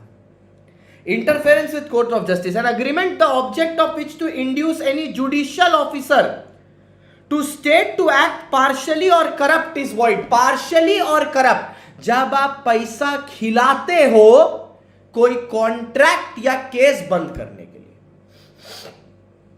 ठीक है, तब वो ऑब्स्ट्रक्शन ऑफ जस्टिस माना जाता है। हमारे एग्जाम्पल में ऐसा नहीं हो रहा था, वो आदमी उस मेन पार्टी के साथ कुछ नहीं कर रहा था, इसलिए मैंने बोला था वो वहां पे वॉइड नहीं है। अब आपको समझ में आया मैं वेट क्यों कर रहा था इस पॉइंट का। अब आप ये पॉइंट पढ़ने के बाद जाके उधर रिलेट करके देखना आंसर राइटिंग को, और क्लियर होगा। Last point, interest against obligation. Sir यहां पे एक सिंपल सी चीज बोली है कि अगर आपको, ठीक है, किसी पेमेंट के अगेंस्ट इंटरेस्ट मिलना है, ठीक है, और अगर वो अग्रीमेंट ऐसा है जो पब्लिक पॉलिसी के अगेंस्ट है, ठीक है, तो वो इंटरेस्ट पेमेंट जो आपको मिल रही है ना, वो भी अगेंस्ट ही मानी जाएगी, ठीक है, वो भी अगेंस्ट ही मानी जाएगी। जैसे आप अगर एफडी कराते हो तो एफडी पे आपको 4% 5% इंटरेस्ट मिलना चाहिए, लेकिन बैंक वाला अगर आपको अपनी तरफ से 6% इंटरेस्ट प्रोवाइड कर रहा है, सीनियर आप हो नहीं, फिर भी डॉक्यूमेंटेशन में सीनियर दिखा के आपको 0.5% ज्यादा कर रहा है, तो it is against public policy. Last, consideration unlawful in part. अगर एक कॉन्ट्रैक्ट में एक पोर्शन लॉफुल है और एक पोर्शन अनलॉफुल है, तो भैया अनलॉफुल वाला पोर्शन और लॉफुल वाला अगर सेपरेबल है तो अनलॉफुल वाला वॉइड है और लॉफुल वाला वैलिड है, और अगर सेपरेबल नहीं है तो पूरा का पूरा वॉइड है। ये तो बात मैंने पार्टनरशिप में भी बोली थी, section number 40, 41, 42, section number 40, 41, section number 41 of partnership act. कुछ ऐसे अग्रीमेंट्स होते हैं जिनमें आपको दिमाग लगाने की जरूरत नहीं, जो वॉइड है। खाली 1, 2, 3, 4, 5 आप ऑलरेडी पढ़ चुके हो, इसलिए इंस्टीट्यूट ने इसको वापस से नहीं दिया, उन्होंने शुरू ही किया है 6 से। तो पहले ही आता है agreement in restraint of marriage. ध्यान से सुन लेना, 21 साल की लीगल एज दी गई है सुप्रीम कोर्ट द्वारा लड़का और लड़की की शादी करने की। 21 साल के बाद अगर किसी या लड़के या लड़की से एक कॉन्ट्रैक्ट कराया गया उनके माँ बाप, भाई बहन, बहनोई, किसी के द्वारा भी, कि तुम किसी एक पर्टिकुलर लड़के से या एक किसी पर्टिकुलर जात के लड़के से या एट ऑल शादी करने से तुमको रोक रहा है वो अग्रीमेंट, तो वो अग्रीमेंट वॉइड है। 21 साल की उम्र पहुंचने के बाद तुम अपने मनपसंद के लड़के से अपने मनपसंद की शादी कर सकते हो। उसके बाद आया agreement in restrain of trade. आप याद रखिएगा सेक्शन नंबर 27 का मैंने डिस्कशन पार्टनरशिप में भी किया था। सिंपल बोलता है सेक्शन नंबर 27, 11 का 2 पार्टनरशिप एक्ट का इज्जत देता है, 16 के बी को इज्जत देते हुए यह सिर्फ इतनी बात बोलता है कि आप बिजनेस कर सकते हो, चाहे वो कंपीटिंग नेचर का हो चाहे डिफरेंट नेचर का हो। हाँ, दोनों की 21 है, लेकिन आपको एक तो एसआरएन मेंटेन करना है और दूसरा लोकल लिमिट्स के बाहर जाके करना है। अगर ये दोनों आप करने के लिए रेडी हो, उसके बाद भी कोई आप पे रिस्ट्रेन लगा रहा है, ठीक है, तो ये रिस्ट्रेन इनवैलिड है, ये रिस्ट्रेन इनवैलिड है। लेकिन आज मैं अनअकैडमी के साथ एक सर्विस कॉन्ट्रैक्ट में हूं जिसमें साफ साफ मैंने साइन किया है कि अगर मैंने अकेडमी छोड़ी तो मैं 6 महीने तक किसी और ऑनलाइन प्लेटफॉर्म पर नहीं पढ़ा सकता। ये जो मैंने साइन किया है ना, ये वैलिड है। एम्प्लॉयमेंट कॉन्ट्रैक्ट्स इससे कवर्ड नहीं होते। Next, agreement in restrain of legal proceedings. अगर आपने कोई अग्रीमेंट में एंटर किया है जिसमें आप एक पार्टी को रिस्ट्रिक्ट कर रहे हो from enforcing something in court, ठीक है, तो वो चीज वॉइड है। अब एक चीज आपको ध्यान रखनी है, ठीक है, वो चीज पहली बात क्रिमिनल प्रोसीडिंग्स नहीं होनी चाहिए, क्रिमिनल तो नहीं होनी चाहिए, क्योंकि अगर आपने किसी का खून कर दिया और अब आप सामने वाले को पैसा दे रहे हो कि भैया मैं पैसा दे रहा हूं, रफा दफा कर दो मामला, तो भैया ये तो नहीं हो सकता, ये तो इनवैलिड है, ठीक है। तो लेकिन अग्रीमेंट जो सिविल नेचर का है या बिजनेस नेचर का है उसका आप आर्बिट्रेशन करवा सकते हो, उसमें कोई प्रॉब्लम नहीं, उसका आर्बिट्रेशन इज पॉसिबल। लेकिन क्रिमिनल मैटर्स में आप नहीं करा सकते, आप रिस्ट्रेन नहीं लगा सकते, ठीक है, कि आप दूसरे पार्टी का राइट नहीं छीन सकते केस करने का। मतलब मैं मैरिज कॉन्ट्रैक्ट साइन तो करा सकता हूं, लेकिन मैं मैरिज कॉन्ट्रैक्ट में यह नहीं लिखा सकता कि अगर 1 साल के अंदर अंदर तुमने डिवोर्स की बात की, ठीक है, तो तुम 1 साल तक मेरे अगेंस्ट डिवोर्स नहीं ले सकती, तुम कोर्ट नहीं जा सकती। ये नहीं लिखवा सकता, ये नहीं लिखवा सकता, because this will be a restrain stopping someone from the freedom to go to court. You cannot stop anyone from the freedom to go to court, क्योंकि वो सबका बर्थ राइट है, फंडामेंटल है। Next, agreement the meaning of which is uncertain. आपको पता ही नहीं है कि एक अग्रीमेंट का ऑब्जेक्ट क्या है, ठीक है, एक दुकान में गए, आपने बोला ऑयल दे दो, आपने बताया नहीं कौन सा ऑयल, यहां तो ऑब्जेक्ट ही अनसर्टेन है। जिस अग्रीमेंट का ऑब्जेक्ट अनसर्टेन है वो हमेशा वॉइड होगा, ठीक है। Last, wagering. सर वेजरिंग वो अग्रीमेंट्स होते हैं, वेजरिंग वो अग्रीमेंट्स होते हैं जहां पे एक शर्त लगती है, एक वेजर लगता है। वेजर मतलब बेट। एक बात याद रखना, वेजरिंग वॉइड है लेकिन लीगल है। मतलब कोर्ट बोल रहा है तुम लॉटरी या सट्टा खेलो, कोई प्रॉब्लम नहीं है, हम परमिशन दे रहे हैं, लेकिन बस इतना याद रखो कि इससे रिलेटेड अगर तुमको कोई दुख दर्द या कुछ हुआ मेरे पास मत आना। लेकिन हमें कैसे समझ में आएगा कि कोई चीज वेजरिंग है? पहले उसमें पैसे या पैसे की बोली लगनी चाहिए, वो किसी इवेंट के होने या ना होने पे डिपेंडेंट होनी चाहिए, वो इवेंट अनसर्टेन होना चाहिए, दोनों पार्टी का जीतने और हारने का इक्वल चांस होना चाहिए। जैसे सिक्का उछाला, एक तरफ हेड है एक तरफ टेल है, दोनों का इक्वल चांस है, दोनों का सिर्फ एक ही इंटेंशन होना चाहिए जीतने का, और दोनों सिर्फ पैसा या पैसा ही जीतना चाहते हैं और किसी रीजन में उन्होंने शर्त नहीं लगाई है। लेकिन कुछ ऐसी चीजें होती हैं जो बार्टर से सेम होती हैं, ठीक है, और बार्टर जैसी होती हैं। जैसे for example lottery transactions, lottery जो होती है वो भी बार्टर है, क्योंकि उसमें आपने 6 डिजिट का नंबर चुना, जीता तो 1 करोड़। अब इसमें आप कोई अपना स्किल थोड़ी ना लगा रहे हो 6 नंबर चुनने में, वो तो तुम एट रैंडम चुन रहा है। तो बोला नहीं नहीं, हम तो बाबा करोड़ी मल से पूछ के आया है कौन सा 6 नंबर में लॉटरी आएगा। वो करोड़ी मल भी तुम्हारा ही जितना फ्रॉड है। There is no skill, no judgment. Next, puzzle और कंपटीशन। लेकिन इसमें एक बात याद रखिएगा, अगर कोई क्रॉसवर्ड पजल का गेम है जिसमें प्राइज मनी 1000 रुपए से कम है, 1000 या 1000 से कम है, एक्सीड नहीं करता, तो वो वैलिड है, मतलब वो वेजरिंग नहीं है। अगर वो 1000 से ज्यादा है तो वो इनवैलिड है, मतलब वो वेजरिंग है। Next, speculative transaction. सर ये स्पेक्यूलेटिव ट्रांजैक्शन क्या है? ऐसे ट्रांजैक्शंस जो चीजों का प्राइस बढ़ने या घटने पर डिपेंड करते हैं, मतलब पैसा ऊपर या नीचे होने पर डिपेंड करते हैं। एक बात याद रखिएगा, शेयर मार्केट पे जो ट्रांजैक्शंस होते हैं वो भी स्पेक्यूलेटिव होते हैं। उसके अलावा आप जो नॉर्मल सट्टा लगाते हो वो भी स्पेक्यूलेटिव होता है। इवन अगर मैं ये बोल रहा हूं कि आज पानी बरसेगा या नहीं बरसेगा, और बरसेगा तो कितना बरसेगा, तो ये भी स्पेक्यूलेशन है। हाँ बेटा मुस्कान, उसमें वैलिड है, ये भी स्पेक्यूलेशन है कि आज पानी बरसेगा या पानी नहीं बरसेगा, ये भी स्पेक्यूलेशन है ना, ये भी स्पेक्यूलेशन है। लेकिन जो कमर्शियल ट्रांजैक्शंस होते हैं शेयर मार्केट वाले, इनको स्पेक्यूलेशन की हेडिंग में नहीं डाला गया क्योंकि इनको वैलिड रखा गया है, these are valid. Chit fund जो होता है वो भी वैलिड है, वो भी स्पेक्यूलेशन नहीं है। लेकिन हॉर्स रेस, हमारा हॉर्स रेस, ये आपका वेजरिंग है अगर अमाउंट 500 के ऊपर है तो।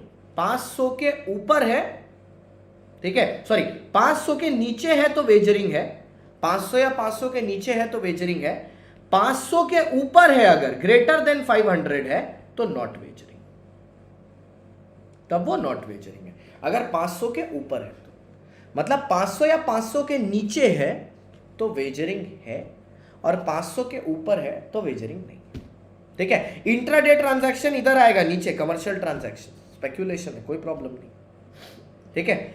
इंश्योरेंस और वेजरिंग में बहुत अंतर होता है बेटा, ठीक है। हर इंश्योरेंस कॉन्ट्रैक्ट वेजरिंग नहीं होता, क्योंकि इंश्योरेंस में एक सर्टेनिटी होती है। इंश्योरेंस में कोई विनिंग और लूजिंग नहीं होती है, इंश्योरेंस में लॉस के लिए इंडेमनिफाई करते हैं। अच्छा, वेजरिंग में कुछ सट्टा लगता है, जीतने या हारने का होता है, लेकिन इंश्योरेंस में आपको प्रीमियम पेमेंट करना होता है और बाद में आपको लमसम मिलता है। इंश्योरेंस एक कॉन्ट्रैक्ट टू इंडेमनिफाई है, नुकसान हुआ तो मैं पेमेंट करूंगा, वहां पे कभी प्रॉफिट नहीं हो सकता है। इंश्योरेंस में ऐसा नहीं होगा तुम्हारा 2 लाख रुपए का सामान का नुकसान हुआ आग लाग के और इंश्योरेंस कंपनी 2.5 लाख पेमेंट कर रही है, बाप जन्म में नहीं होगा ये कभी, ठीक है। So contract of insurance and wagering are not the same. और contract of insurance public welfare के लिए किया जाता है, लोगों के बेनिफिट के लिए। वेजरिंग कौन सा बेनिफिट के लिए करता है? सट्टा। यूनिट खत्म, चलिए शुरू करते हैं। अब जो वादा किया है उसको निभाते हैं, ठीक है। Now it is time for performance, ठीक है। अब बात है यूनिट नंबर 4 की, परफॉर्मेंस की। तो चलो अब निभाने की शुरुआत करते हैं, ठीक है। तो सबसे पहले जब आया परफॉर्मेंस ऑफ अ कॉन्ट्रैक्ट, ठीक है, तो भैया देखिए यहां पर ऑब्लिगेशन है परफॉर्म करने का, किसका? ऑफरर का। लेकिन अगर ऑफरर आपको बोलता है कि भैया मेरे को कॉन्ट्रैक्ट परफॉर्म करना है, लेकिन ऑफरी इस बात को अवॉइड कर देता है, वो इस बात को इग्नोर कर देता है, तो ऐसे केस में जो प्रॉमिसर होता है या ऑफरर होता है, ही इज डिस्चार्ज्ड। उसको और परफॉर्म करने की जरूरत नहीं है, क्योंकि ऑफरी ने बोल दिया है कि भैया मेरे को कॉन्ट्रैक्ट नहीं निभाना।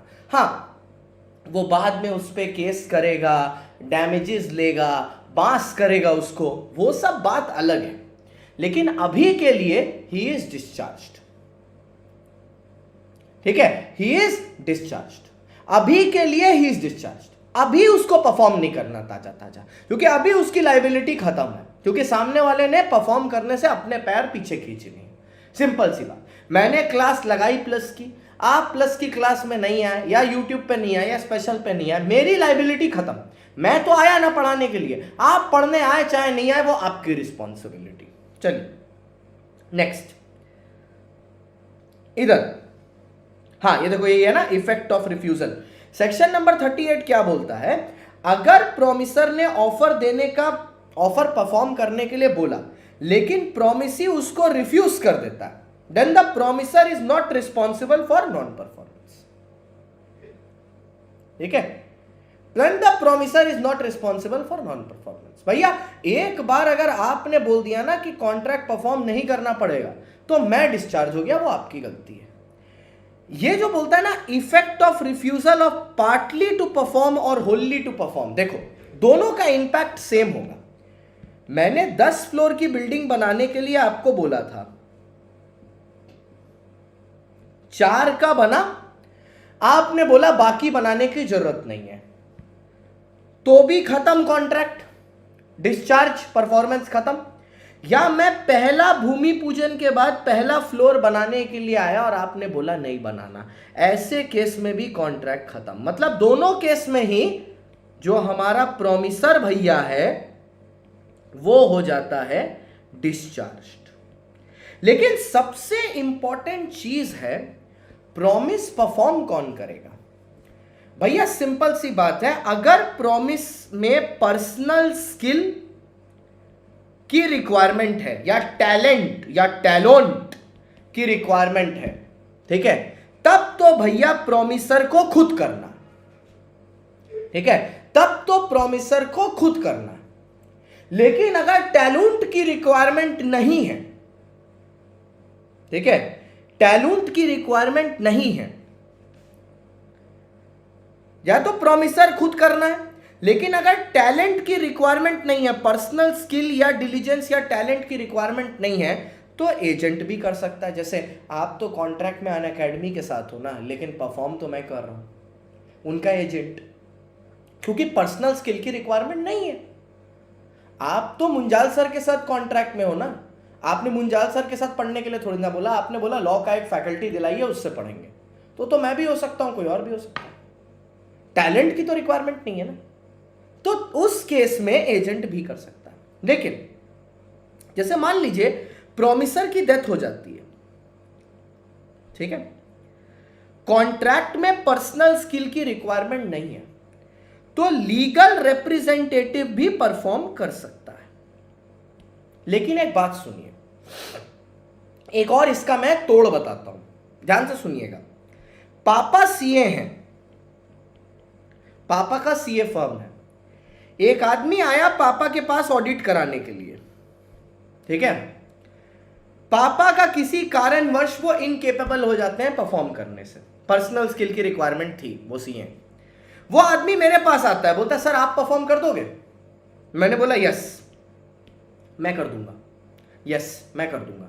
मैंने बोला ठीक है मैं कर दूंगा। उस आदमी ने इसको एक्सेप्ट किया।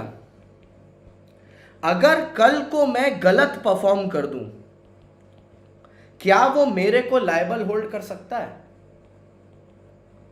या पापा को लायबल होल्ड कर सकता है? द आंसर इज नो, क्योंकि उसने किसी और की परफॉर्मेंस को एक्सेप्ट किया, तब हम लोगों ने परफॉर्म किया। अगर वो एक्सेप्ट नहीं करता, मैं परफॉर्म नहीं करता, एज सिंपल एज दैट। उसने एक्सेप्ट किया तभी मैंने परफॉर्म किया, अगर वो एक्सेप्ट ही नहीं करता, मैं परफॉर्म ही नहीं करता। अगर वो एक्सेप्ट ही नहीं करता, मैं परफॉर्म ही नहीं करता।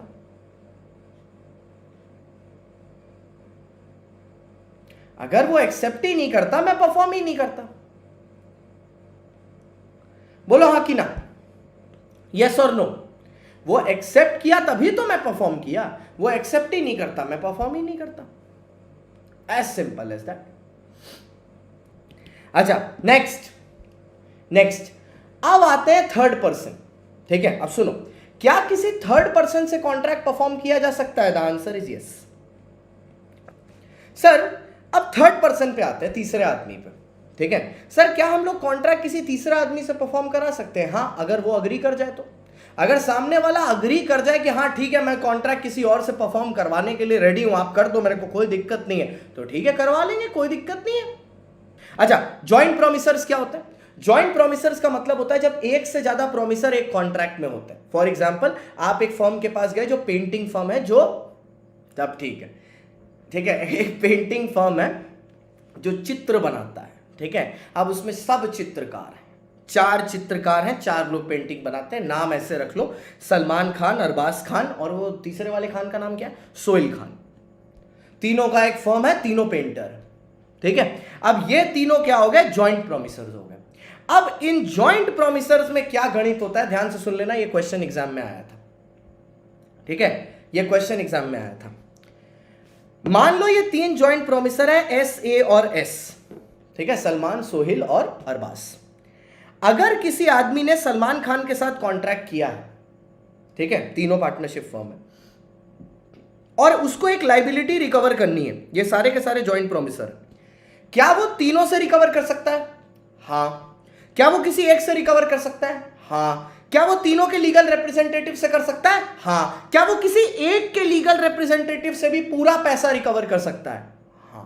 क्या बोला मैंने? फिर से रिपीट करता हूं एक बार। क्या वो तीनों से रिकवर कर सकता है लायबिलिटी? हाँ। क्या वो किसी के लीगल रिप्रेजेंटेटिव से कर सकता है? सारों के? हाँ। क्या वो किसी एक से प्रोमिसर से रिकवर कर सकता है? हाँ। क्या वो किसी एक के लीगल रिप्रेजेंटेटिव से कर सकता है? हाँ। ठीक है, ये जॉइंट प्रोमिसर के जो 4 पॉइंट मैंने बोले हैं ना, ये सबसे इंपॉर्टेंट 4 पॉइंट है। ठीक है, रेसिप्रोकल का मतलब क्या होता है? उल्टा। ठीक है, मैं बोलता हूं रेसिप्रोकल का मतलब होता है एक हाथ दे एक हाथ ले, that is what reciprocal is. तो रेसिप्रोकल प्रॉमिस का क्या मतलब होता है? मैं आपके लिए कुछ कर रहा हूं, बदले में आप भी मेरे लिए कुछ करेंगे, रेसिप्रोकल प्रॉमिस। पापा मैं आपको 90% ला के दिखाऊंगा, ठीक है बेटा, तू 90% लेके आएगा, मैं उसके बदले में बाइक दिला देगा। रेसिप्रोकल प्रॉमिस, आप कुछ करो, बदले में मैं भी आपके लिए कुछ करूंगा। एकदम सिंपल सी बात। अगर प्रोमिसी अपने साइड से प्रॉमिस पूरा ना करे, तो रेसिप्रोकल प्रॉमिस कब परफॉर्म करना होगा? ठीक है, रेसिप्रोकल प्रॉमिस कब परफॉर्म करना होगा? रेसिप्रोकल प्रॉमिस कब परफॉर्म करना होगा? जब दोनों साइड से हो। तो अगर प्रोमिसी बोल दे कि वो अपना रेसिप्रोकल प्रॉमिस नहीं फुलफिल करेगा, आप बोल दो मैं नहीं आऊंगा, तो मैं भी डिस्चार्ज हो गया, promisor is not bound to perform. अब देखना, एक चीज समझना, रेसिप्रोकल प्रॉमिस भी 2 तरीके के होते हैं। एक होता है साइमल्टेनियस परफॉर्मेंस, सरकार बोलती है, बिल्डर जो बिल्डिंग बनाता है, मैंने आपको इंस्टॉलमेंट पेमेंट दी, ठीक है, 50 लाख का आपने घर खरीदा है, ठीक है, आपको यह पेमेंट करना है बेस्ड ऑन कंप्लीशन। 20% घर कंप्लीट हुआ, आप 10 लाख रुपया पेमेंट करिए। नेक्स्ट 20% कंप्लीट हुआ, 10 लाख पेमेंट करिए। Simultaneous performance at the same time. Promisor और प्रोमिसी दोनों अपना जो बोलते हैं रेसिप्रोकल प्रॉमिस पूरा कर रहे हैं साथ साथ।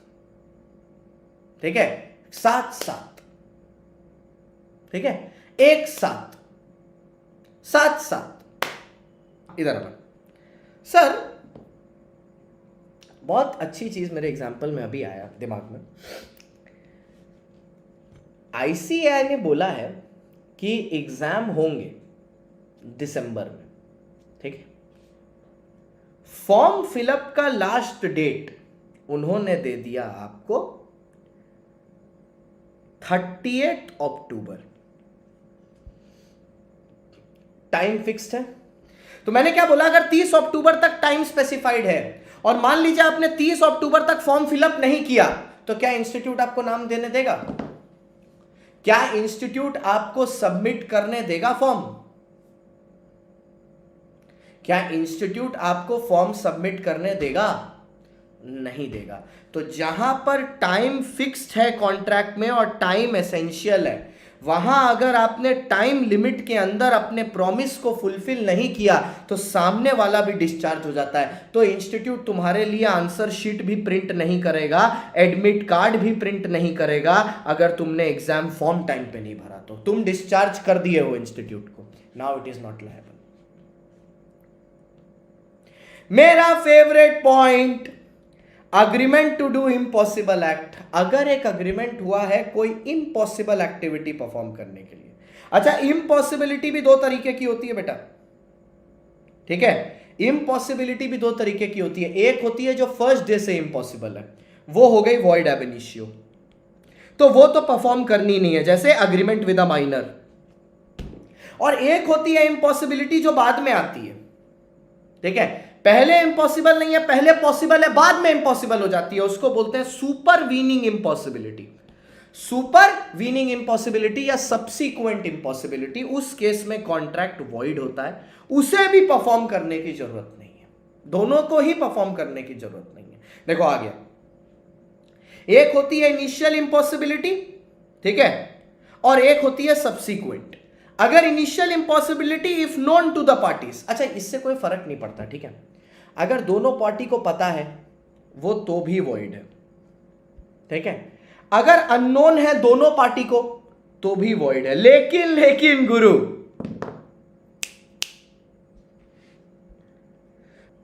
लेकिन एक पार्टी को पता है कि वो इम्पॉसिबल है, दूसरा पार्टी को नहीं पता है वो इम्पॉसिबल है, तब तो ये फ्रॉड हो गया। ऐसे केस में इट इज वॉइडेबल, ऐसे केस में इट इज वॉइडेबल, तब ये वॉइडेबल है, क्योंकि तब तो तुमने सामने वाले का काटा है, ठीक है? नेक्स्ट आया सब्सिक्वेंट और सुपरवीनिंग इम्पॉसिबिलिटी। सर सब्सिक्वेंट या सुपरवीनिंग इम्पॉसिबिलिटी का मतलब क्या होता है? ऐसी पॉसिबिलिटी जो आपको बाद में पता चली है, इसको पोस्ट कॉन्ट्रैक्चुअल पॉसिबिलिटी भी बोलते हैं। सुपरवीनिंग, सब्सिक्वेंट, पोस्ट कॉन्ट्रैक्चुअल, तीन नाम है इसके, ठीक है? अगर एक प्रॉमिस में कोई एलिमेंट लीगल है और कोई एलिमेंट इलीगल है, फिर से वही बात, तीसरी बात आ रही है, अगर लीगल और इलीगल सेपरेबल है, अगर सेपरेबल है तो लीगल वाला वैलिड, ये तीसरी बार ये आ रहा है, ठीक है? एक बार पार्टनरशिप में आया, एक बार कॉन्ट्रैक्ट में आया, फिर आ रहा है लीगल वैलिड, इलीगल वॉइड, ठीक है? सेम, प्रॉमिस का एक हिस्सा इलीगल है तो वो वॉइड है, और अगर दूसरा हिस्सा वैलिड है, अगर मतलब दूसरा हिस्सा लॉफुल है तो वो वैलिड है। लेकिन बात वही है, it should be separable, it should be separable. Separable हुआ तो वैलिड, इनसेपरेबल हुआ तो पूरा वॉइड, पूरा वॉइड, ठीक है? पूरा वॉइड। ये पॉइंट बहुत ज्यादा इंपॉर्टेंट है, ध्यान से सुनिएगा। हम लोग बात कर रहे हैं अभी डिस्चार्ज की, ठीक है? डिस्चार्ज की। सर कॉन्ट्रैक्ट डिस्चार्ज कैसे होता है? ये क्वेश्चन पेपर में आया है, how is the contract discharge. सबसे पहले आता है नोवेशन। नोवेशन का मतलब क्या होता है?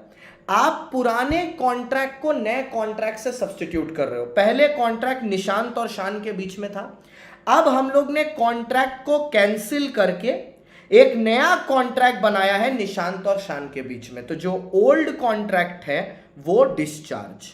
नोवेशन का मतलब होता है new, novation means new, N for novation, N for new. फिर आता है रीसेशन। रीसेशन का मतलब होता है सिर्फ ओल्ड को कैंसिल।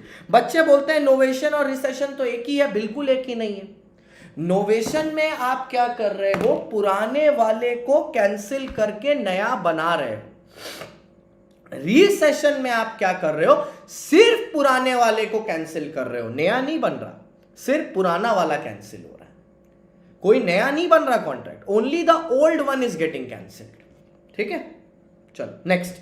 ऑल्टरेशन क्या होता है? ये आप कपड़ों के साथ करते हो, पुराने ओल्ड कॉन्ट्रैक्ट के आप टर्म्स चेंज कर रहे हो, तो पुराने वाले टर्म्स डू नॉट फॉलो, तो पुराने वाले टर्म्स से आप हो गए डिस्चार्ज, जैसे हो जाते हैं हॉस्पिटल से। ठीक है, जैसे हो जाते हैं हॉस्पिटल से डिस्चार्ज। ये देखो डिस्चार्ज यहां पर आया, पहले ही आ चुका था बट मैंने यहां पर आगे बैठा हुआ है। सर डिस्चार्ज कैसे हो सकता है? अच्छा या बुरा? अच्छा, परफॉर्म किया डिस्चार्ज हो गया, बुरा कॉन्ट्रैक्ट तोड़ दिया, जैसा ब्रीच में पढ़ाऊंगा, जैसा ब्रीच में पढ़ाऊंगा अभी नेक्स्ट यूनिट में। अच्छा कॉन्ट्रैक्ट परफॉर्म किया, एक्चुअली परफॉर्म किया, कॉन्ट्रैक्ट खत्म हो गया। बुरा कॉन्ट्रैक्ट तोड़ दिया। पर डिस्चार्ज करने का मतलब क्या होता है? ठीक है, कि दोनों का रास्ता अब अलग अलग है, प्यार मोहब्बत अब अलग अलग है। ठीक है, अब जिंदगियां बट गई हैं, अपने अपने रास्ते चलो।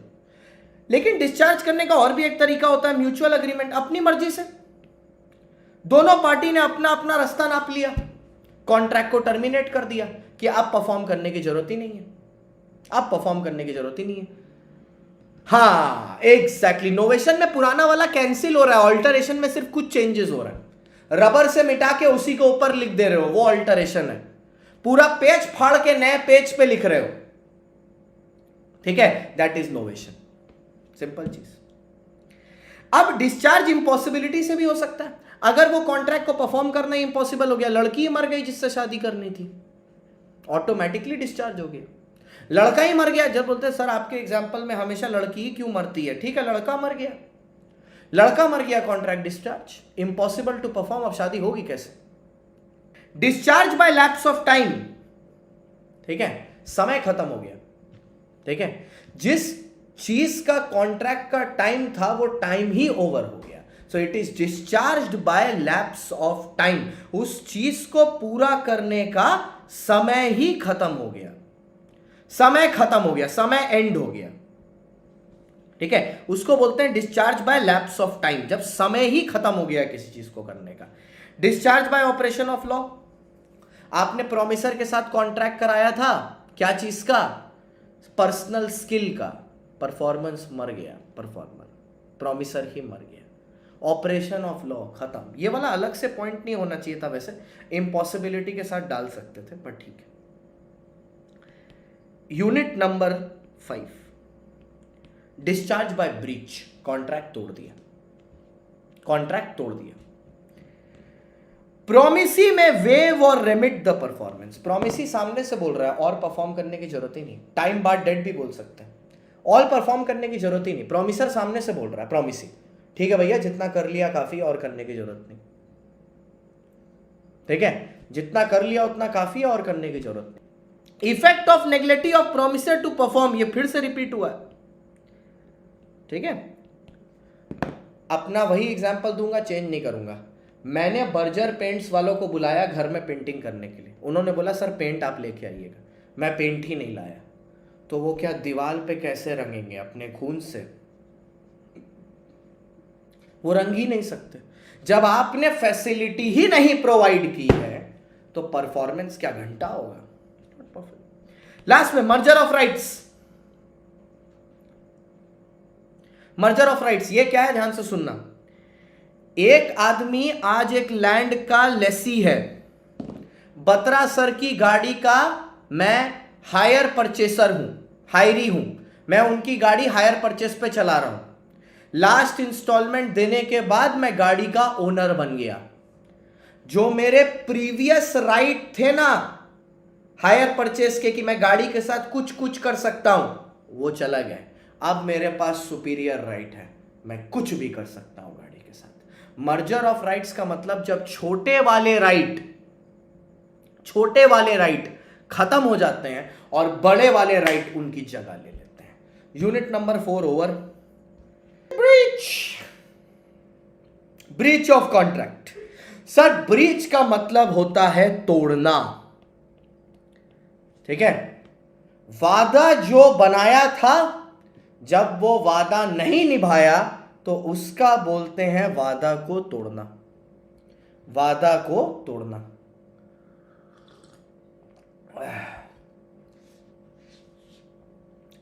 इसको बोलते हैं वादे को तोड़ना। ठीक है, वादे को तोड़ना। चलिए, तो सर ब्रीच दो प्रकार की होती हैं, एक होती है एक्चुअल ब्रीच, एक होती है एंटीसिपेटरी ब्रीच। मतलब एक होती है आंटी की ब्रीच। एंटीसिपेटरी ब्रीच मतलब ऐसी breach which occurs before due date of performance.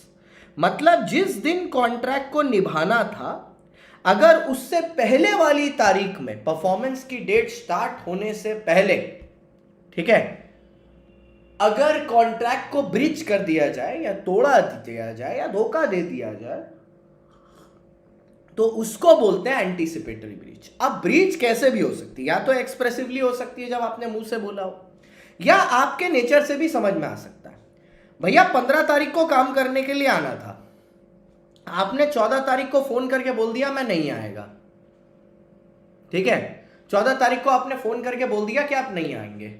या तो जो प्रॉमिसी था उसने 14 तारीख को आपको फोन किया, भैया आप कल आ रहे हो, आपने फोन के रिप्लाई में कुछ नहीं बोला और मुंह पे फोन काट दिया उसने। इसका मतलब क्या है, इंप्लाइडली ये समझ में आ गया है कि आप नहीं आने वाले, that you will not turn up, या तो बोल के या अपने एक्शन से। भैया इफेक्ट क्या होता है एंटीसिपेटरी ब्रीच का, या तो आदमी चाहे, ठीक है, या तो आदमी चाहे तो जिस दिन उसको पता चला है उसी दिन कॉन्ट्रैक्ट को कैंसिल मार के तुम्हारा गिरेबान घसीट के तुमको कोर्ट में नंगा कर देगा, ले जाके केस कर देगा तुम पे। या वो क्या करे, वो अपना हिस्सा जो कॉन्ट्रैक्ट का है उसको परफॉर्म करे, और फिर क्योंकि तुमने अपना हिस्सा परफॉर्म नहीं किया वो तुम्हारे ऊपर केस कर दे। दो ऑप्शन है उसके पास, ठीक है। लेकिन एक्चुअल ब्रीच क्या होता है, एक्चुअल ब्रीच होता है on due date of performance. मतलब जब 15 तारीख को वो नहीं आया, या any time after, any time after, या उसके बाद किसी दिन वो प्रकट नहीं हुआ, वो होता है वो होता है एक्चुअल ब्रीच। मतलब डेट के पहले एंटीसिपेटरी, क्योंकि आप डेट, उसको एंटीसिपेटरी नाम क्यों देते हैं पता है, क्योंकि आप डेट के पहले तो एक्सपेक्ट ही नहीं कर रहे होते हो ना कि सामने वाला परफॉर्म करेगा या नहीं करेगा, वो तो आने से पता चलेगा। तो उसके पहले ही अगर वो बोल दे मैं नहीं करने वाला, तो वो चीज आपने एंटीसिपेट ही नहीं की थी, इसलिए एंटीसिपेटरी है। लेकिन बाद में तो आप तो आपको पता ही है ना कि वो आएगा, अगर उस दिन वो नहीं आया देन इट इज एक्चुअल। लेकिन आपके साथ ब्रीच होगी ना, तो आप क्या क्या कर सकते हो, पहले आप केस करोगे, डैमेजेस मांगोगे, नुकसान का पैसा दे। दूसरा, जो उसने कॉन्ट्रैक्ट कैंसिल किया उसका पैसा मांगोगे, जो तूने कॉन्ट्रैक्ट कैंसिल किया उसकी वजह से जो मेरे को नुकसान हुआ वो दे।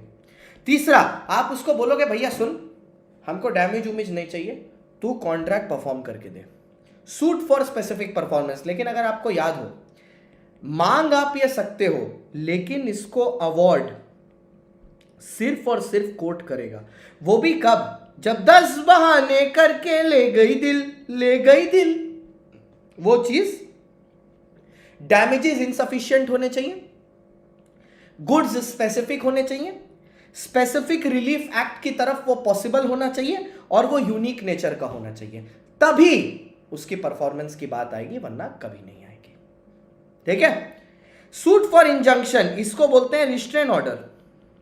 ये भी आप फॉलो कर सकते हो, मैंने ये आपको अल्ट्रा विरस में पढ़ाया है, अल्ट्रा विरस में, जिसमें company void. Last, suit for quantum merit, मैंने जितना काम किया है उतने का पैसा दे दो, बाद बाकी के लिए मैं तुमसे केस कर लूंगा, लेकिन जितने का काम किया उतना तो पैसा दे दो। चलो आओ देखते हैं। सूट फॉर डैमेजेस, शुरू करते हैं।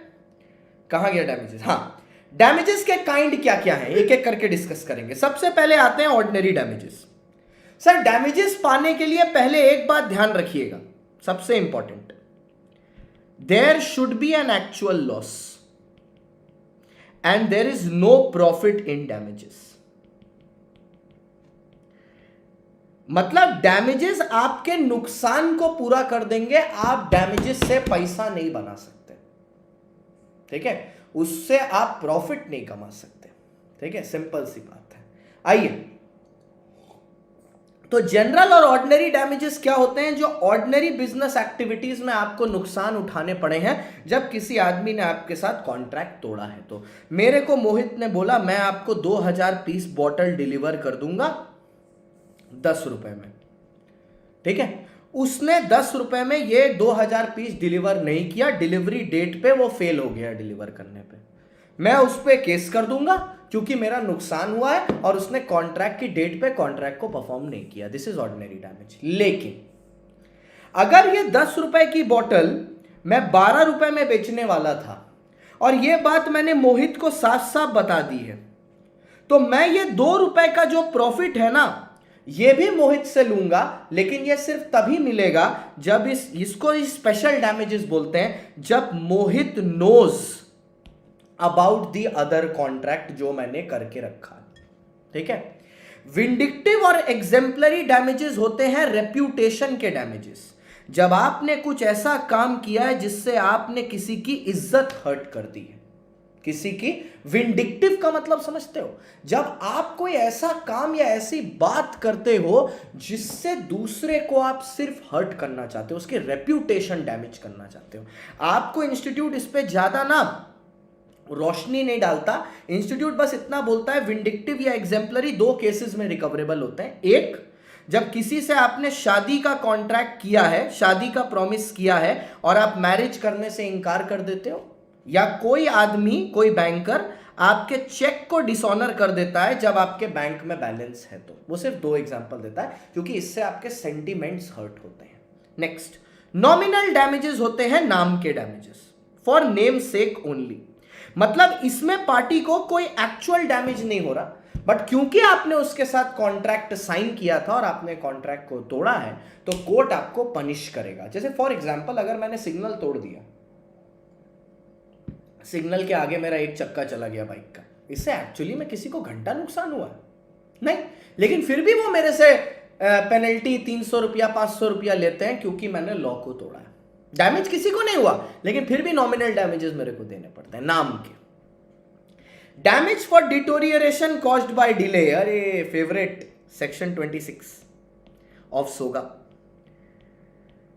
Normally risk transfers with ownership, लेकिन अगर किसी पर्टिकुलर आदमी के कंडक्ट की वजह से गुड्स में डिलीवरी में डिले हुआ है और उनकी क्वालिटी खराब हुई है, ठीक है, डिटोरिएशन मतलब क्वालिटी खराब, तो ऐसे केस में आपको डैमेजेस चुकाने पड़ेंगे। एग्जैक्टली सेक्शन 44 होगा, 44 ने 26। सुनना, मान लो मैंने जोमेटो से खाना बुक किया, खाना जब आया तो एकदम फॉइल के ऊपर से निकला हुआ, आधा खाना प्लास्टिक में गिरा हुआ, खाने की क्वालिटी डिटोरिएट हो गई है। मैं जोमेटो को सू कर सकता हूं, पैसा वापस मांग सकता हूं, क्योंकि ये उनकी रिस्पॉन्सिबिलिटी थी कि खाना सही हालत में मेरे पास पहुंचाए। वो रिस्पॉन्सिबल है, पूरा पैसा मेरे को वापस देंगे। नेक्स्ट आता है प्रीफिक्स्ड डैमेजेस। अच्छा, कुछ ऐसे डैमेजेस होते हैं जो एक्चुअली में प्रीफिक्स्ड होते हैं, ठीक है। जैसे for example, motor vehicles act में बोलते हैं कि अगर आप माइनर हैं और आप अपने पिताजी की गाड़ी, बाइक या कुछ चलाए हुए पाए जाते हैं तो आपके पिताजी को 6 महीने की जेल होगी और 10,000 रुपए का पेनल्टी लगेगा। ये है प्रीफिक्स्ड डैमेजेस जो एक्चुअली में पहले से फिक्स्ड है, ठीक है। मतलब इनमें कोई डिबेट नहीं है, ये ऑलरेडी प्रीफिक्स्ड है, ठीक है, ये ऑलरेडी प्रीफिक्स्ड है। लेकिन यहां पर एक बात आती है कि सर ये प्रीफिक्स्ड डैमेजेस और पेनल्टी में क्या डिफरेंस है? डैमेजेस में और पेनल्टी में क्या डिफरेंस है? देखो, इंग्लिश लॉ के तहत, क्योंकि हम लोग ने कॉन्ट्रैक्ट इंग्लैंड से कॉपी किया है, इंग्लिश लॉ से, उनके तहत पेनल्टी और डैमेजेस में फर्क होता है, ठीक है। वो लोग बोलते हैं अगर किसी चीज के लिए पेनल्टी फिक्स्ड है तो वो ही पेनल्टी लगेगी, केस कुछ भी हो। लेकिन हमारे लोग, ठीक है, हमारे इंडिया में इन दोनों में कोई डिफरेंस नहीं माना जाता। दोनों एप्लीकेबल करने की पावर कोर्ट के पास है। ये कोर्ट डिसाइड करेगा कि पेनल्टी रीजनेबल है तो पेनल्टी लगा देगा, और अगर उसको लगता है डैमेजेस रीजनेबल हैं तो डैमेजेस लगा देगा। जैसे फॉर एग्जांपल 20,000 रुपए की बाइक है, उस पे मोटर व्हीकल का केस तोड़ने से 72,000 का पेनल्टी आ रहा है। आदमी कोर्ट में अपील करता है, बोलता है मालिक 20,000 रुपए की बाइक है, उस पे मैं 72,000 का पेनल्टी दूंगा, आपको क्या लगता है मैं बेवकूफ है? तो कोर्ट बोलेगा हाँ भाई ये तो मतलब कोई लॉजिक ही नहीं बन रहा ना। तो कोर्ट उस केस में डैमेजेस को रीजनेबल मानेगा और डैमेजेस पेमेंट करवाएगा। लेकिन अगर इनकम टैक्स एक्ट में आपने रिटर्न फाइल करने में डिले की है, 31 दिसंबर के बाद आप रिटर्न फाइल करते हो, तो कोर्ट आप पे 5,000 रुपए की पेनल्टी लगाता है as per the income tax act. This is fixed. लेकिन फिर अगर आपकी टैक्स लाइबिलिटी ही 2,500 रुपया है, ठीक है, तो 5,000 का देना कोई रीजनेबल बात बनती है? आप इनकम टैक्स ऑफिसर को बोलोगे भाई तू क्या पागल हो गया है, 2,500 की टैक्स लाइबिलिटी है, उस पर तू 5,000 की पेनल्टी लेगा मेरे से? दिमाग खराब है तेरा? है? How can the penalty amount exceed the tax amount? तो वैसे केस में कोर्ट डैमेजेस बोलेगा 2,500 तक ही रीजनेबल। लेकिन अगर यही 10,000 का अमाउंट होता टैक्स लाइबिलिटी का तो पेनल्टी लग जाती 5,000। मतलब पेनल्टी लगाना है कि डैमेजेस लगाना है, हमारे एक्ट में ये कोर्ट का डिसीजन होगा, ये हमारे एक्ट में कोर्ट का डिसीजन होगा। अब नेक्स्ट पे चलते हैं अदर रेमेडीज में। अदर रेमेडीज में पहला है रिसेशन ऑफ कॉन्ट्रैक्ट। सामने वाले ने तुम्हारे साथ कॉन्ट्रैक्ट कैंसिल किया है, अब तुम बांस करोगे उसको, ठीक है। अब आप जब उसके ऊपर बांस करेंगे तो आपका बांस क्या चीज पे रिलेटेड है? बांस मतलब केस किस चीज पे बेस्ड है? कि सामने वाले ने आपके साथ कॉन्ट्रैक्ट कैंसिल किया। बेटा आप ऐसा बोलोगे नहीं, आपका लॉयर ऐसा बोलेगा, लॉयर ऐसा ही बोलेगा, आपका सीए ऐसा बोलेगा आपके लिए कि गुरुदेव ये क्या बात है, इनकम टैक्स का नोटिस आ रहा है, बोल रहा है 15 लाख रुपया पेमेंट करना है, टैक्स लाइबिलिटी तो 2 लाख रुपए की है, 15 लाख का पेनल्टी। ये इनकम टैक्स वाले क्या माल फूक ली हैं या गांजा फूक के बैठे हैं? 2 लाख का टैक्स लाइबिलिटी पे 15 लाख रुपए पेनल्टी दूंगा मैं? इनको बोलो नशा कम करें, ठीक है। तो रिसेशन के लिए भी आप सामने वाले पे कॉन्ट्रैक्ट पे केस कर सकते हैं, कॉन्ट्रैक्ट कैंसिल करने के लिए। अरे कभी कभार ऐसा होता है भाई, कभी कभार ऐसा होता है। मैं आपको बताता हूं, सन 2020 की बात है, ठीक है। मैंने अपना इनकम टैक्स रिटर्न फाइल किया, मेरा टैक्स लाइबिलिटी सरकार के पास दिखा रहा है, ठीक है, 50,000 रुपया टैक्स लाइबिलिटी। मेरा टीडीएस अमाउंट सरकार के पास डिपॉजिटेड है 2 लाख रुपया, ठीक है। इनकम टैक्स डिपार्टमेंट मेरे को नोटिस भेजता है कि आपको 4.5 लाख रुपया पेमेंट करना है एज पेनल्टी।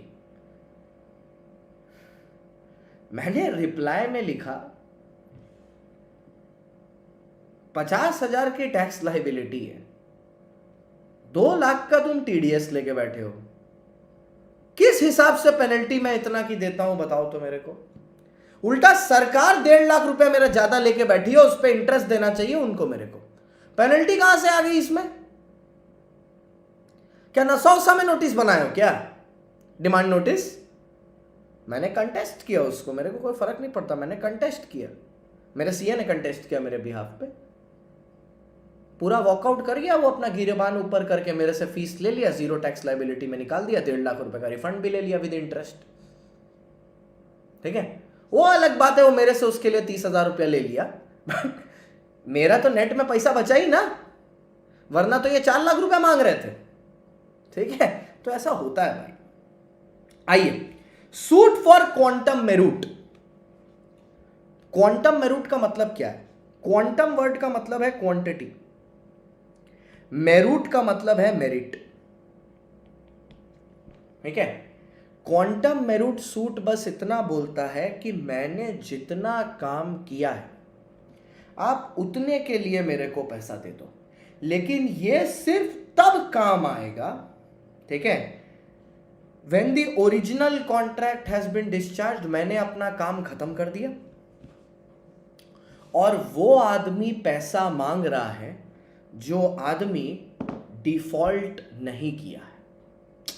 अगर मैंने खुद ही कॉन्ट्रैक्ट तोड़ा है और मैं खुद ही केस करके पैसा मांग रहा हूं तो कोर्ट भी बोलेगा तुम बेवकूफ हो, पूरा ही करके पैसा ले लेते, तोड़ने की क्या जरूरत थी? अगर पैसे की इतनी चाहती तो कंप्लीट करके पैसा ले लेते, तुमने तो खुद ही कॉन्ट्रैक्ट तोड़ा, तो किस मुंह से पैसा मांग रहे हो? शर्म नहीं है जरा सी भी? शर्म लाज तो गहना है, कहां है वो सब बहना, ठीक है। लेकिन क्वांटम मेरिट किस केस में अराइज करता है? When an agreement is discovered to be void, when the contract becomes void, जब वो पहले वैलिड था जो काम आप कर रहे थे और बाद में वो काम जाके इनवैलिड हो जाए। आपने 4 तल्ला की बिल्डिंग बना दी, उसके बाद आपको पता चला, ठीक है, कि आपने जो कॉन्ट्रैक्ट 10 फ्लोर की बिल्डिंग बनाने के लिए किया, इस एरिया में रिस्ट्रिक्शन ही 4 फ्लोर तक है, तो अब इससे आगे आप बना ही नहीं सकते, इससे आगे आप बना ही नहीं सकते। तो अब वो 4 फ्लोर के बाद वॉइड हो जाएगा, तो 4 के लिए तो मैं पैसा लूंगा ही ना। या लास्ट वाला, when something is done without any intention to do it gratuitously, जब कुछ किया गया है जिसका इंटेंशन ये बिल्कुल नहीं था कि वो चीज फ्री में की जाए। बेलमेंट याद आया? बेलमेंट याद आया? Last, suit for specific performance. Sir what is suit for specific performance? Suit for specific performance का मतलब है जब सामने वाला आपके ऊपर केस कर रहा है कॉन्ट्रैक्ट को कंप्लीट करने के लिए। आइए, suit for specific performance. Sir what is suit for specific performance? जब एक आदमी आप पर केस कर रहा है, वो पैसा नहीं चाहता, डैमेजेस नहीं चाहता, वो चाहता है आप कॉन्ट्रैक्ट को पूरा करो। जब आप कॉन्ट्रैक्ट को पूरा करते हो, so the specific performance is complete, the contract is discharged. Last point, suit for injunction. अगर आपके ऊपर कोई रिस्ट्रेन ऑर्डर किया गया है, जैसे अल्ट्रा विरेस ट्रांजैक्शन में कोई कंपनी पर रिस्ट्रेन फाइल कर सकता है प्रॉपर्टी यूज करने से, तो ये रिस्ट्रेन पूरा का पूरा कोर्ट की नजर में वैलिड होता है और कोर्ट आपको रोक देगा कोई भी गलत काम करने से, ठीक है, कोई भी गलत काम करने से, ठीक है, बिकॉज इट्स अ रिस्ट्रेन। जैसे कंपनी पे लगता है, एग्जैक्टली कंपनी पे लगता है under the ultra various transaction.